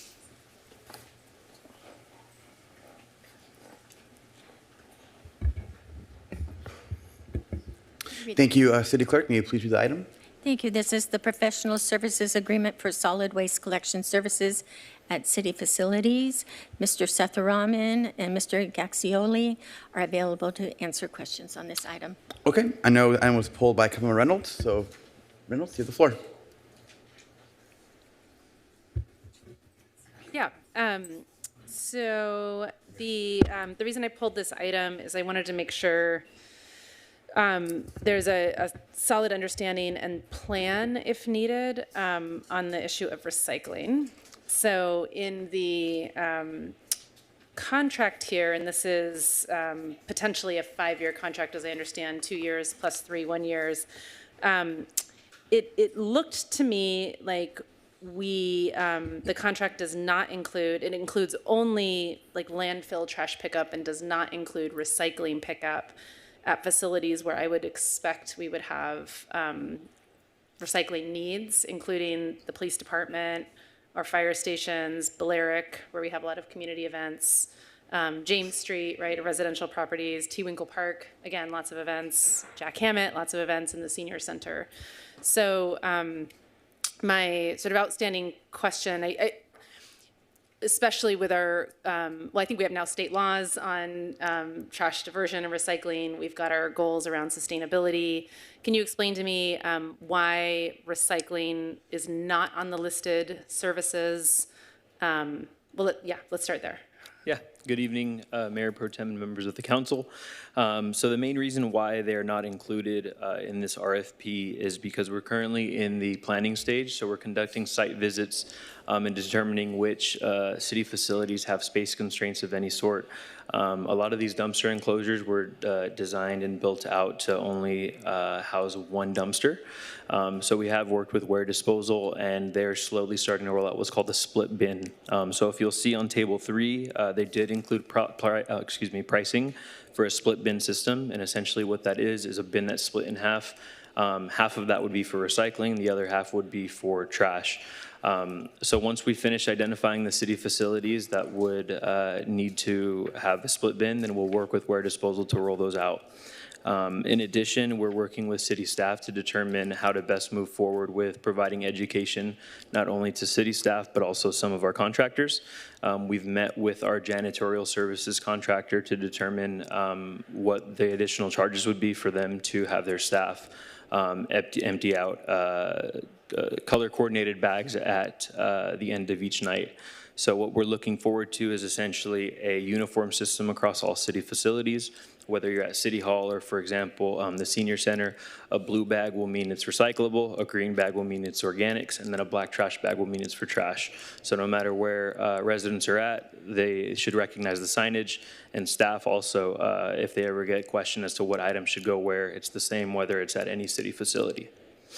Okay, thank you for that. So on the contract side, would there need to be any contract adjustments to incorporate recycling? Or you mentioned that it's already included in their proposal, so would it be covered in contingencies? Or if we're using this split bin concept, is there no adjustment? Yeah, so there likely would be some adjustments, and there very well may be a scenario where we reduce or maybe even save some money in the sense that we could cut down on the number of pickups for trash. And with the split bin system, those get serviced on the same day. But yeah, there would be some potential where we do have to cover some additional charges. Okay, and then can you give me a estimated time frame for this assessment of where we need Fingers recycling crossed, bins? it'll be implemented by the end of this calendar year. Okay. Yeah. I will note it and follow up. Yes. And, this is top of mind because I was at an event at Norma Herzog last night where volunteers were sort of manually sorting trash because we did not have separate solid waste and recycling bins. Right. I think that's maybe not part of this contract because that's sort of our internal fixtures. But again, when we're in a LEED Gold building in a tree-friendly city, when people are visiting, they're always asking, where's the recycling bins? And so, yeah, want to make sure we have a solid plan. Right, and we've secured grant funding for both beverage containers and organics recycling through the SB 1383 Local Assistance Grant. So we will have the funding to cover those bins that'll be placed in the front of house. Okay. Yep. Appreciate that feedback. Thank you. Yep. All right, any more questions from council? Can you tell me where table 3 is? You referenced table 3 and you were really fast with it. So I don't have the complete 109-page proposal with me, but the pricing sheet that is completed, it's the final table that's included on that. I'll repeat the question. Can you tell me where table 3 is in here, or is it not in here? It should be in there, yes. I don't have the exact page number. Like I said, I didn't print out the 109-page full report. I'm just trying to see what table 3. Yeah, so table 3. Can you maybe just explain it to us and help us out? Yeah, so table 3 outlines other services such as organics, food carts, event boxes, and things like that. Right here. Table 1, got it. Okay, I see. It's at the end here. Yeah. Of course, it's at the end because that's the last page I didn't get to. Yeah. Okay, appreciate that. Thank you. Yes. All right. Cool. With that, let's open up the public. Anyone in Chambers want to speak on this item? Seeing no one, City Clerk, can you please see if someone's on Zoom on this item? No, there is nobody on Zoom. Thank you. Can I get a motion? Gamaros. I make a motion that we go with staff's recommendation. I'm going to say it. I think it's all 3 of these, right? 1, 2, and 3. Does it include all? Is that like an inclusive? Mm-hmm. So that's my recommendation. Second. Councilor Gamaros, do you want to speak to your motion? No. Reynolds? I look forward to end of year to hear our full recycling plan. Thank you. Thank you. Perfect. Call for the question. Mayor Pro Tem, please. I'm not able to vote, but it's in the affirmative. There you go. Oh, sorry. Motion carries 4-0. Thank you. And let's bring the mayor back in.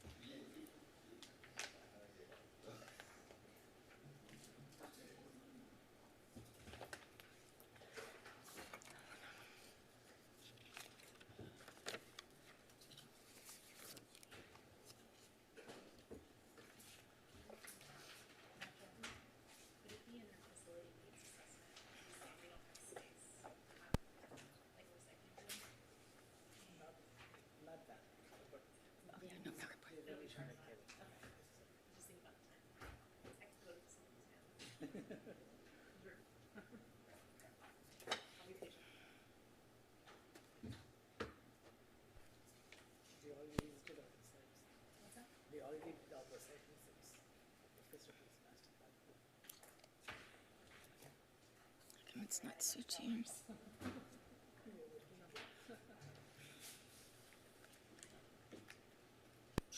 It's not Sue James.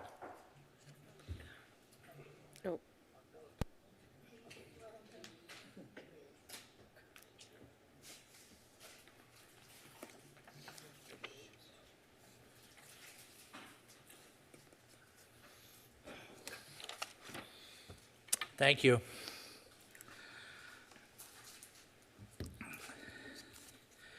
Okay, now we're moving on to the new business items. First up is new business item 1. Madam Clerk, can you please read the title? Enhanced Mobility for Seniors and Individuals with Disabilities Grant Funding, presented by Ms. Villasenor, Recreation Manager. Ms. Villasenor, you have the floor. That rhymes too. Good evening, Mayor and members of the City Council. Like City Clerk said, I'm Monique Villasenor, Recreation Manager with the Parks and Community Services Department, and I'm here tonight to present the award of the OCTA Enhanced Mobility for Seniors and Individuals with Disabilities Grant Funding for the Senior Transportation Program. A little bit of background and program overview of the Senior Transportation Program. It was established in 2011. It is divided into 2 separate components: our Senior Mobility Program, which is local trips within Costa Mesa, and our Medical Transportation Program, which is for non-emergency medical rides countywide. The eligibility requirements for this program are seniors must be 60 years or older, a Costa Mesa resident, and also a senior center member. Our current contractor is California Yellow Cab, which is now Orange County Yellow Cooperative. With this program, it's a taxi service that schedules door-to-door rides for both components of the program. Background on the grant: the Orange County Enhanced Mobility for Seniors and Individuals with Disabilities Grant for transportation needs of older adults and people with disabilities. The purpose of this grant will be to supplement the mobility component of the Senior Transportation Program and will offset increased ridership costs due to high demand.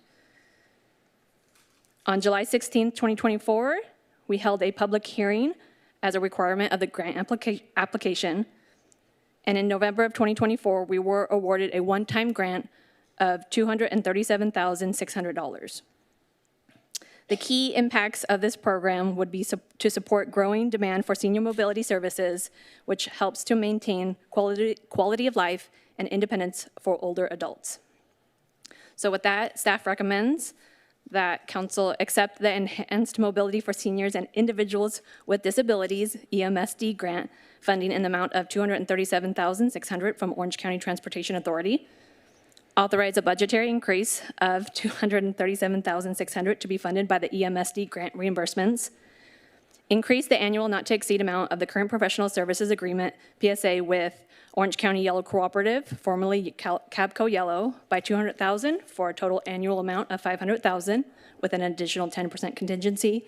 And authorize the interim city manager and city clerk to execute amendment number 2 to the PSA and any future changes and amendments to the agreement within council authorized limits. All right. And with that, that concludes my presentation. And if you have any questions. Great job. Council, any questions? All right. Oh, sorry, Councilmember Reynolds.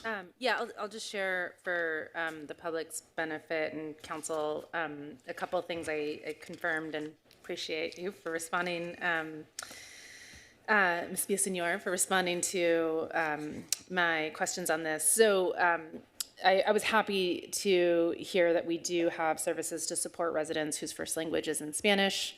I haven't yet, though, been able to find the registration form in Spanish, so if we do have that, and we can make the link more prominent. If we don't, it sounds like we can get that up. And then, one of the things I was thinking about is we're growing our transportation program in Costa Mesa with the circuit shuttle through the state grant managed by our transportation division within Public Works, and then we have this transportation program. I think in both cases, we're seeing demand go up, which means costs is going up, but we know that's because there's growing demand, and I think probably some evidence of unmet need. Both of those are grant funded. I think this one funds us through the upcoming fiscal year. We've got 2 more years on the other one. So I was happy to see that there is some discussion about sort of analyzing the different services and how there might be some efficiencies going forward. So I look forward to that in the future. Thanks. Thank you. Okay, let's open it up to the public. Nobody. Zoom. No, Mr. Mayor. Close public comment. Motion. Mayor Pro Tem Chavez. Thank you, Mayor Stevens. Move staff recommendation. Seconded by Mike Bewley. All right. There you go. You're on the record, council member. There you go. Okay, do you have anything? No substitute motion. Anything you wish to say? Nope. It's a good item. Thank you. Okay. Second, you wish to be heard? Nope. All right. In that case, let's call for the question.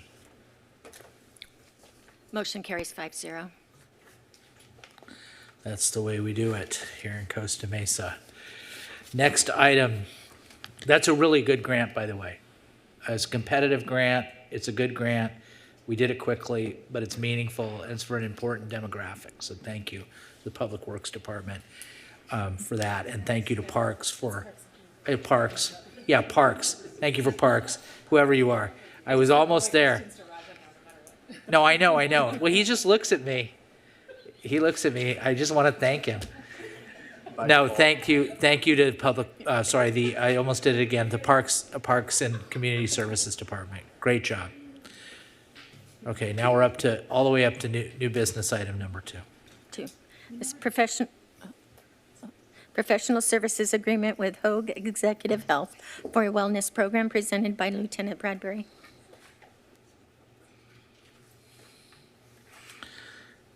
Good evening, I'm Michelle Bradbury with Costa Mesa Police Department, a lieutenant, and I'm talking to you about the professional service agreement with Hoag Executive Health Wellness Program. A little bit of background, November of 2020, the Police Department Wellness Program was launched. It aimed at addressing mental health and physical health challenges in high-stress law enforcement work. We contracted with mental health services with the Counseling Team International. They provided confidential counseling for employees and families, provided by culturally competent law enforcement specialists. We contracted with physical health services with Hoag Executive Health. They provided wellness assessments. This included blood panels, cardiovascular, fitness testing, body composition analysis, muscular endurance analysis, and postural evaluation. The funding was provided from a one-time $93,000 Officer Wellness and Mental Health State Grant, AB 178. In November of 2025, this grant expires. February 12th of 2025, the city issued an RFP to expand the physical wellness services. Hoag Executive Health was selected for their strong qualification and local law enforcement expertise. Proposed professional service agreement with Hoag will continue current established successful services, add a part-time wellness coordinator, track wellness trends, and tailor support for our employees. The coordinator will lead workshops on mindfulness, nutrition, stress management, fitness, stretching, and more.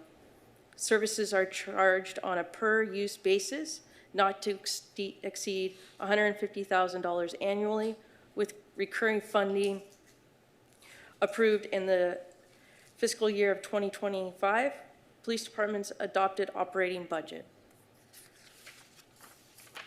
Recommendations: award a professional service agreement to Hoag Executive Health to provide a wellness program for a 5-year term effective July 1st, 2025 to June 30th, 2030, for an amount not to exceed the amount of $150,000 annually.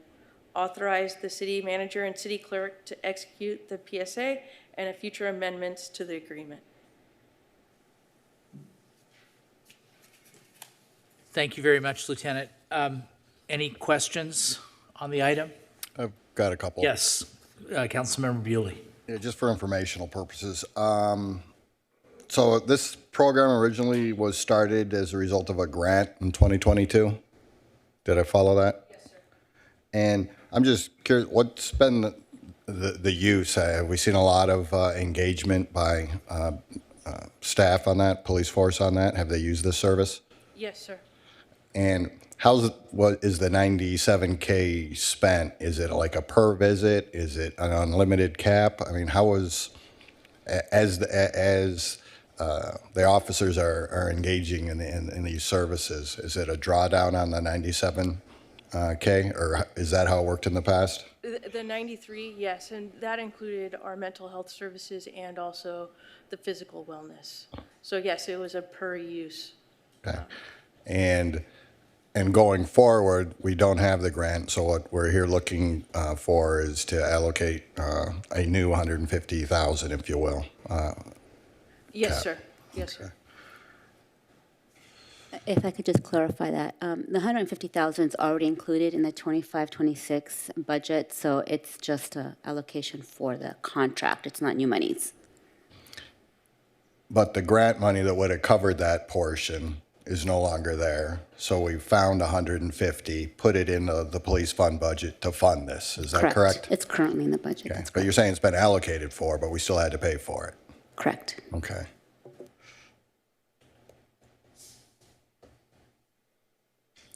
And I'm curious, this seems to me, and I'm no insurance expert or whatnot, but it seems to fall close into health insurance or mental wellness category.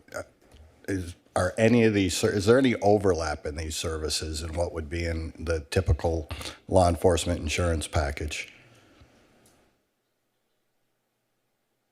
The people that are helping with us, the coordinators, they are culturally competent, so they understand that the needs that we need as law enforcement.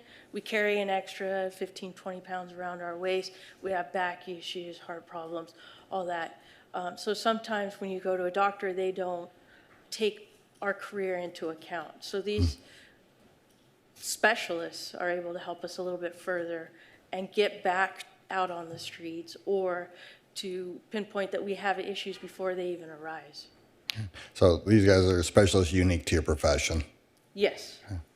And I'm just curious, trying to see if we can't submit a claim to the already existing insurance that could compensate these specialists. And it's just a thought running through my mind, because it just seems like redundancy to me. If we have health insurance, and it seems to be an overlay, it's a different form of health service that's being provided. Okay, I'm just stream of consciousness thinking here. Okay, those are all my questions. Any other questions? Yeah, I just Yes, briefly. Councilmember Gameros. Thank you, Mr. Mayor. So this term goes from July 1st to June 30th, from 25 to 30 for $150,000 annually. That's $750,000. Is that correct? Yes. Okay, so I'm just going to use a round number. If 150 employees in the department used the services on that, it would be about $5,000 per person. How many officers or employees utilize the wellness program? Do you know? Quite a few, but I don't know exact numbers, no. Okay, I'm just wondering if this is enough, if this covers, I know it's a wellness program. It's kind of like you can just walk in and things are already ready to go once you've established your first time through. So I just wondered, is this enough? I'm sorry? Is $150,000 enough? Does that cover it, or does that? I believe it will, yes. Okay, I'm asking like a question if this is enough to cover what our officers' needs are. Yes. Okay, all right, thank you.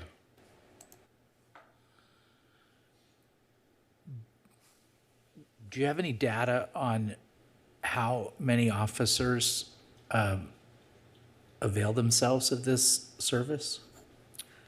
No, I do not at this point in time. I will be getting a report later on at the end of the month. But usually this is our first year in it. And Okay. usually in other departments, the first year is low, and then years after that, it builds up because they become more familiar with what the whole program is about. So I'm expecting more people to try out the services. All right, thank you for your answer. Yes, So, Councilmember Gameros. I'm not going to ask you this question, but based on how this works, is this kind of like a service-oriented program versus like when you go to the doctor, you have an insurance program, you sit and wait for however long, and you know, you get some pills flicked at you and they send you off to solve the problem. Is this kind of like, you had mentioned before, there's some therapy involved with this. So are these the types of services that they provide on a continual basis where you can go in and, because I see when it says provide a wellness program, when I go to my doctor and I'm sick, there's no wellness program. It's what's wrong, you know, here's your shot and get out of here. So when I see wellness program, it kind of triggers things other than what my insurance covers. Yes, it is. And so if you have an issue, an ongoing issue, say a knee injury, they can give you somewhat of a plan to rehab your knee or whatever else is you're having issues with. But they're around continually on a part-time basis at our department, and people can reach out continually to talk to them and work through a health program. So it's kind of like a counselor, almost kind of a consultation counselor base? Yes. Okay, thank you. I just was trying to get a picture and maybe provide one for others too that maybe don't quite understand what, you know, this isn't exactly an insurance, you know, in addition to that. So this is a great program. I'm glad we're doing it. Thank you. Mm-hmm. No, it's fine. Okay, let's open up to the public. Nobody on Zoom. No, Mr. Mayor. Close public comment. Oh, you got me. Councilmember Reynolds, you made the motion. What's your motion? Fourth time's the charm. I'll move staff recommendation. Excellent.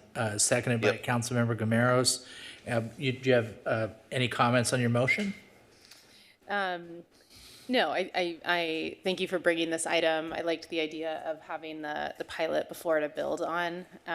You may have noticed I did not have questions because I do believe that wellness should be prioritized, and I'm glad the department is doing it. Great. Okay. You seconded it, Councilmember Gameros. Do you wish to be heard? Everybody's good? Let's call for the question. Thank you, Lieutenant. Good presentation. Motion carries 5-0. All right, good job. Thank you. Thank you for doing this. Thank you for finding this spot in the budget, Director Molina. Okay, now our last item is new business item number 3. This is adoption of the agreements for successor memorandum of understanding between the City of Costa Mesa and the Costa Mesa Police Association, the Costa Mesa Police Management Association, the Costa Mesa City Employees Association, and the confidential unit, and the adoption of accompanying salary resolutions presented by Ms. Lee, Human Resources Manager. Mr. Mayor, before Ms. Lee gets started, I did want to remind the council that we do need to have you disclose any communications that you've had with the labor organizations since we last considered this. Since we last what? Since you were last considered this item. Yes. When did we last consider the item? When you last discussed it in closed session. Oh. Since then, have you had any further discussions with any of the groups? Okay. Has anybody had any discussions? None. None? No, I don't think so, no. Okay, you have the floor. Good evening, Honorable Mayor and City Council members. Tonight, we bring forth the approval and adoption of the agreement for successor memorandums of understanding and accompanying salary resolutions for our Costa Mesa Police and Police Management Associations and our Costa Mesa City Employees Association. The current MOUs for all 3 groups were scheduled to expire on June 30th, 2025. The city and the association's negotiation teams held multiple meetings and had collaborative discussions, resulting in the tentative agreements that are brought forth for City Council approval today. Specifically for both CMPA and CMPMA, the parties agreed to a 1-year term, July 1st, 2025 to June 30th, 2026, a 4% salary increase effective July 2025, a 2.5% recruitment and retention incentive pay increase for each tier, health contribution increase of $300 per month effective July 2025. In addition, for CMPMA, the parties agreed to elimination of the holiday pay benefit in conjunction with creation of a new certification pay program, resulting in a 0% increase for police lieutenants and a 5% increase for police captains. For CMCA, the parties also agreed to a one-year term of July 1, 2025 to June 30, 2026, a 2% salary increase effective July 2025, a 2% increase effective January 2026, and a 2% increase effective April of 2026. And also a health contribution increase of $50 per month effective January 2026, and a $100 increase effective June 2026. These terms also apply to the non-represented confidential group. All groups have completed the ratification process, and staff recommends City Council approve and adopt the agreements and accompanying salary and benefits resolution for CMPA, CMPMA, CMCEA, and the confidential group. And I'm available to answer any questions you have on this item. Thank you. Ms. Lee, Council, do you have any questions? Okay, I don't see any questions. Open up to the public. Okay.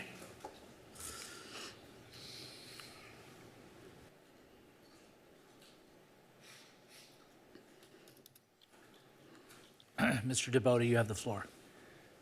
Good evening again, Mr. Mayor and council members.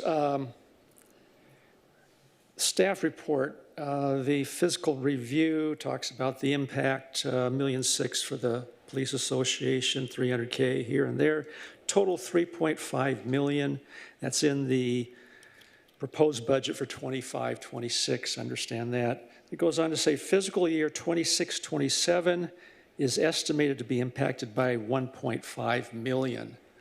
All due respect to staff, and certainly correct me if I'm wrong, but I would say that this agreement for police and the terms, the salaries and benefits will now be the new baseline for any subsequent agreements.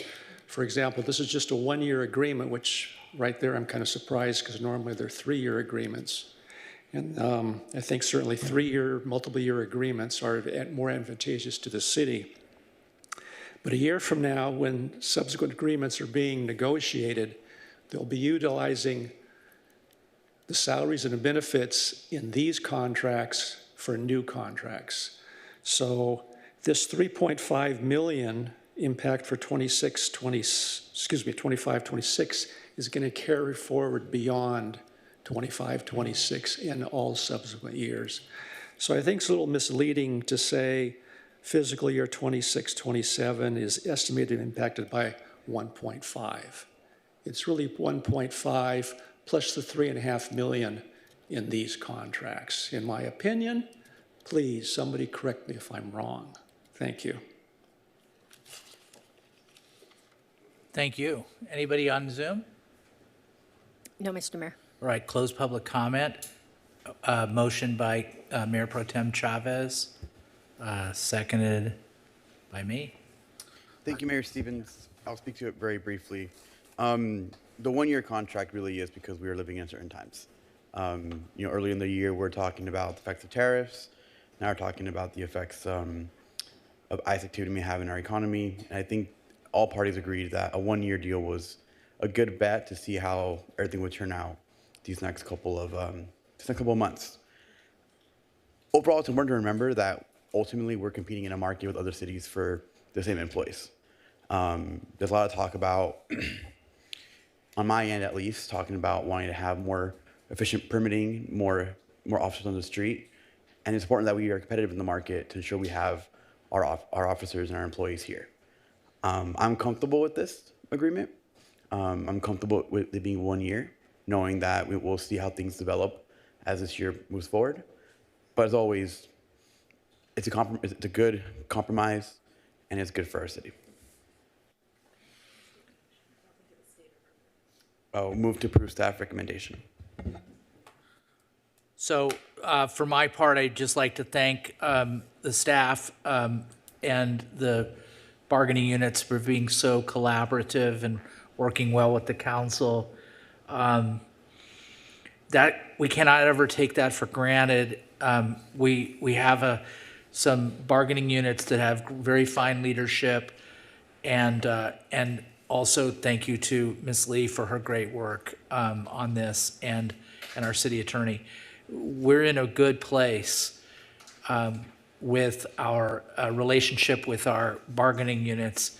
Like I say, we cannot take that for granted because it hasn't always been that way. This deal is a reflection of that collaboration. And as Mayor Pro Tem said, in this environment, we don't really know what the future holds for the reasons he mentioned, and probably other reasons we can't even imagine that are going to happen over the next year.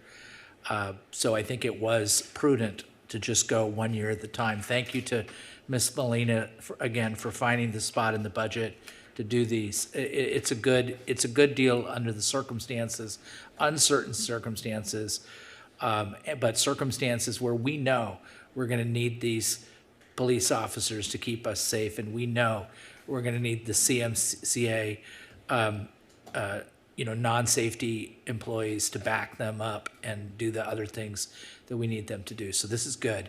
I'm proud to vote for it. Call for the question. Councilmember Bewley, there you go. Motion carries 5-0.